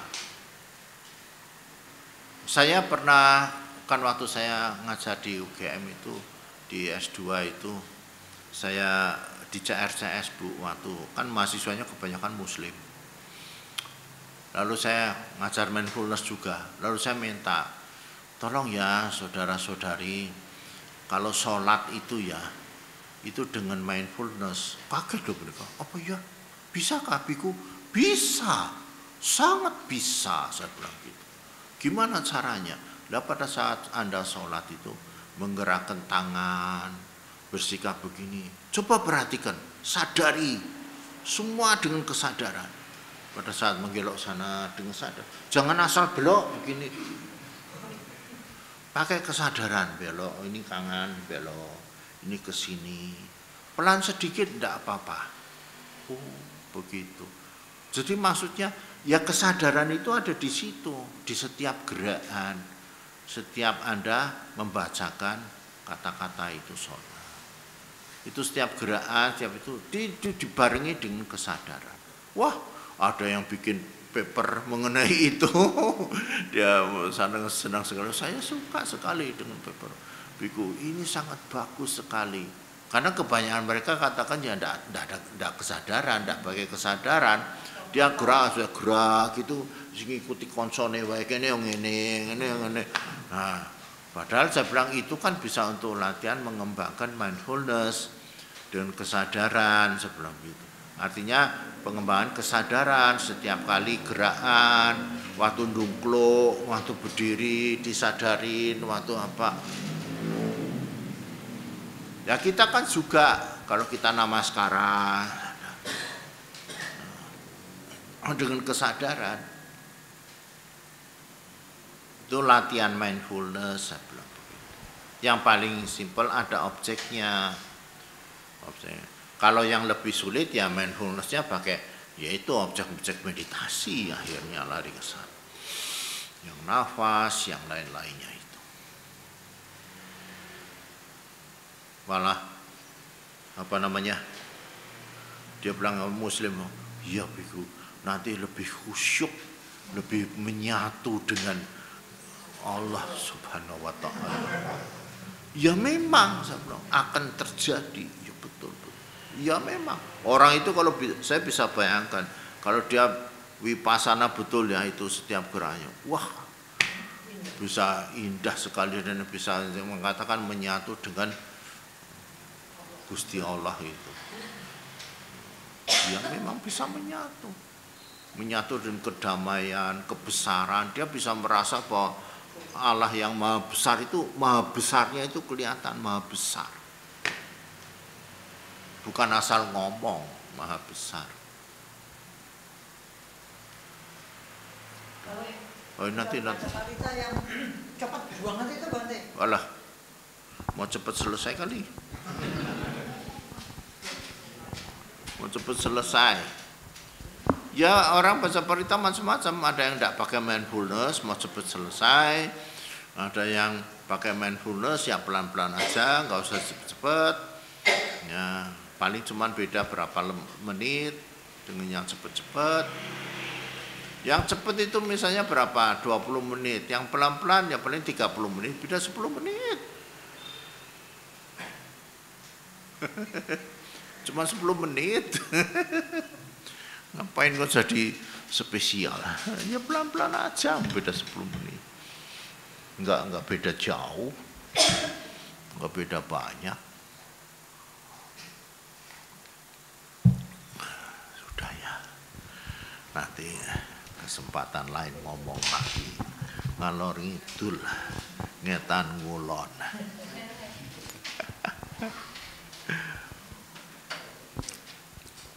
Terima kasih Bante. Ya. Masih ada yang mau tanya lagi? Oh, masih Bapak ada? ini satu Bisa terakhir Bante? ya, saya serahkan. Tadi sana belum terakhir. Halo Bante. Ya, ya. Di rumah saya kan dulu pernah banyak tikus sama tawon. Tapi karena saya beda agama sama istri sama orang tua, jadi saya suruh orang tua saya, tapi sama orang tua saya mertua saya dibunuh. Terus kita dapat karma buruk enggak, Pak? Paham ya?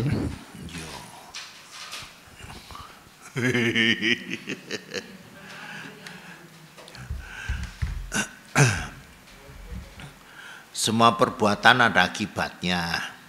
Ya, itu patokannya gitu. Ada sebab, ada akibat. Semua perbuatan ada akibatnya. Cuman bagaimana kita sekarang berusaha untuk, kalau itu hal yang buruk ya, hal yang buruk, meringankan akibat. Meringankan akibat.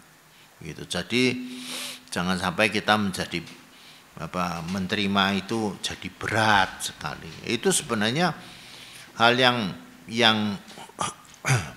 ya itu tergantung dari kita, itu kemampuan kita, kepandaian kita untuk meringankan akibat itu. Jadi ya jangan lalu wah kalau sudah buruk ya sudahlah, ya buruk, ya enggak, ya kita berusaha untuk meringankan akibat itu. Meskipun itu pasti ada akibatnya. Ya, jadi meringankan akibatnya apa? Berbuat baik yang banyak. Ya, jadi itu perbuatan buruknya gimana Bante? Kalau bisa dihindari, kalau enggak bisa, ya sudah berbuat baik yang banyak. Supaya ada keringanan daripada akibat kita. Begitu. Tapi kalau saya suruh jangan dibunuh, mesti langsung dibunuh. Ya tikusnya nanti jadi kepenak kok. Lemu-lemu Mas. Tapi itu yang ngasih tahu saya Bante. Nah, iya, itu ada tikus gitu. Ya ora apa-apa. Ya memang ono tikus kok kasunyatan. Lah kepiye? Kasunyatane ono tikus, ya wis ono tikus ora apa-apa. Remateni inilah kehidupan rumah tangga. Ya di satu sisi misalnya sudah harus membunuh, ya memang kalau bisa jangan membunuh. Tetap ajaran kita tidak membunuh, tetapi kalau kita ya terpaksa harus membunuh, ya kita banyak berbuat kebaikan juga, ya supaya meringankan penderitaan kita. Perbuatan baiknya apa? Ya apa?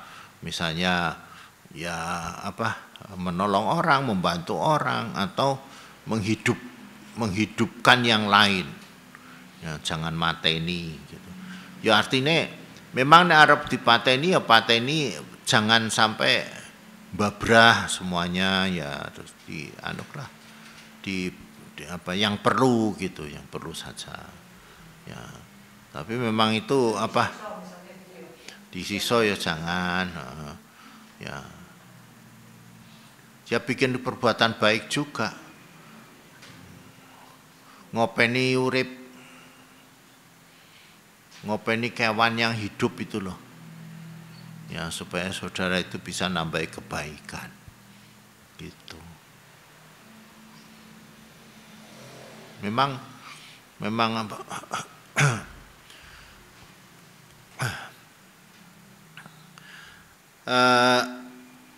yang perlu saudara tahu itu sila pertama toh, tidak menghindari pembunuhan itu maksudnya apa toh? Maksudnya itu sebenarnya untuk mengembangkan cinta kasih. Itu yang perlu saudara, mengembangkan cinta kasih. Jadi itu jangan penekanannya pada menghindari pembunuhannya, tapi penekanannya nanti pada bagaimana kita mengembangkan cinta kasih. Cinta kasihnya itu dikembangkan. Ya. Jadi jangan tadi yang saya katakan itu yang negatif yang diujuk-ujuk dilihatin terus, nanti stres kita itu. Tapi kita malah harus mengembangkan yang positif itu. Banyak berbuat jahat, banyak berbuat baiknya itu yang dikembangkan. Jangan berbuat jahatnya itu nanti. Ya. Jadi ini yang banyak berbuat baiknya itu dikembangkan dengan cara apa? Ya kita banyak menolong orang, membantu orang, ya meringankan penderitaan orang. Ya apa saja yang bisa kita lakukan untuk kebaikan-kebaikan itu. Ya baca parita dan sebagainya. Ya siapa tahu dibacain parita tikusnya pada tidak mau ke situ lagi. Bisa, ono. Tikusnya pada wegah, wong kuwi apik ya ora salah. Malah konconan. Yo yang baik dikembangkan. Kalau yang buruk-buruk ya kita usaha tidak melakukan. Tapi kalau terpaksa ya sudah apa boleh buat. Karena pekerjaannya Mas kan urusannya dengan tikus. Bertani toh? Tani toh? Enggak. Oh di rumah. Nek di rumah saya sebenarnya jauh, kok iso tikusnya mlebu omah, ana sebabe. Mesti ana sebabe. Sebabe apa? Lah kuwi sebabe sing kudu dibenakke. Sekarang udah Bante. Sebabe apa misalnya ya kita buang makanan sembarangan. Lah iki tikusnya dadi oke guguk ning awake dhewe. Coba nek buang sampah iki ditutup apa nganggo bangunan sing ora iso dicokoti tikusnya ora teko. Mau ditampa di kaleng apa di tong ya yang tutup gitu. Jadinya tikusnya ndak bisa unyu-unyu ke situ wong ndak makanane ora iso dimaem, ora nono ngono. Begitu sebenarnya. Semua ada sebabnya. Kayak ada rumah yang sering didatangi, ndak punya kucing Bante, tapi kok kucingnya sering datang ke sini. Lah kucingnya di situ dikasih makanan, saya bilang gitu. Lah sregep lewanai kasih makanan, ya kucingnya sregep ke situ. Lalu beranak pinak di situ. Ya punya anak pinak banyak nanti kucingnya di situ. Lah wong sregep dikasih makan. Gitu. Jadi ya coba ya kadang kita buang makanan ini sembarangan di tong sampah yang terbuka. Jadinya si kucing ya dapat makanan ya sudah bolak-balik ke situ, akhirnya menggogok tempat kita. Kucingnya tinggal tempat kita, makanannya disediani. Jadi coba ada tongnya itu ditutupi, tempat-tempat makanan dibersihkan, ya otomatis ya dia akan pergi sebenarnya. Wong dia kan cari makan di situ. Dia juga akan pergi. Apa meneh ya bolongan-bolongan sing ana tikus ditutupi. Sekarang ada kok obat tikus, ngusir tikus ndak usah pakai mateni ono kok. Ada kok katanya. Pakai suara atau apa itu. Ada yang bisa marake tikus yang melayu, ora tahu ndak di situ lagi. Itu bisa juga dia kabur. Ndak usah harus dipateni, dia akan pergi dengan sendirinya. Ya, kayak gitu ya. Nggih, monggo.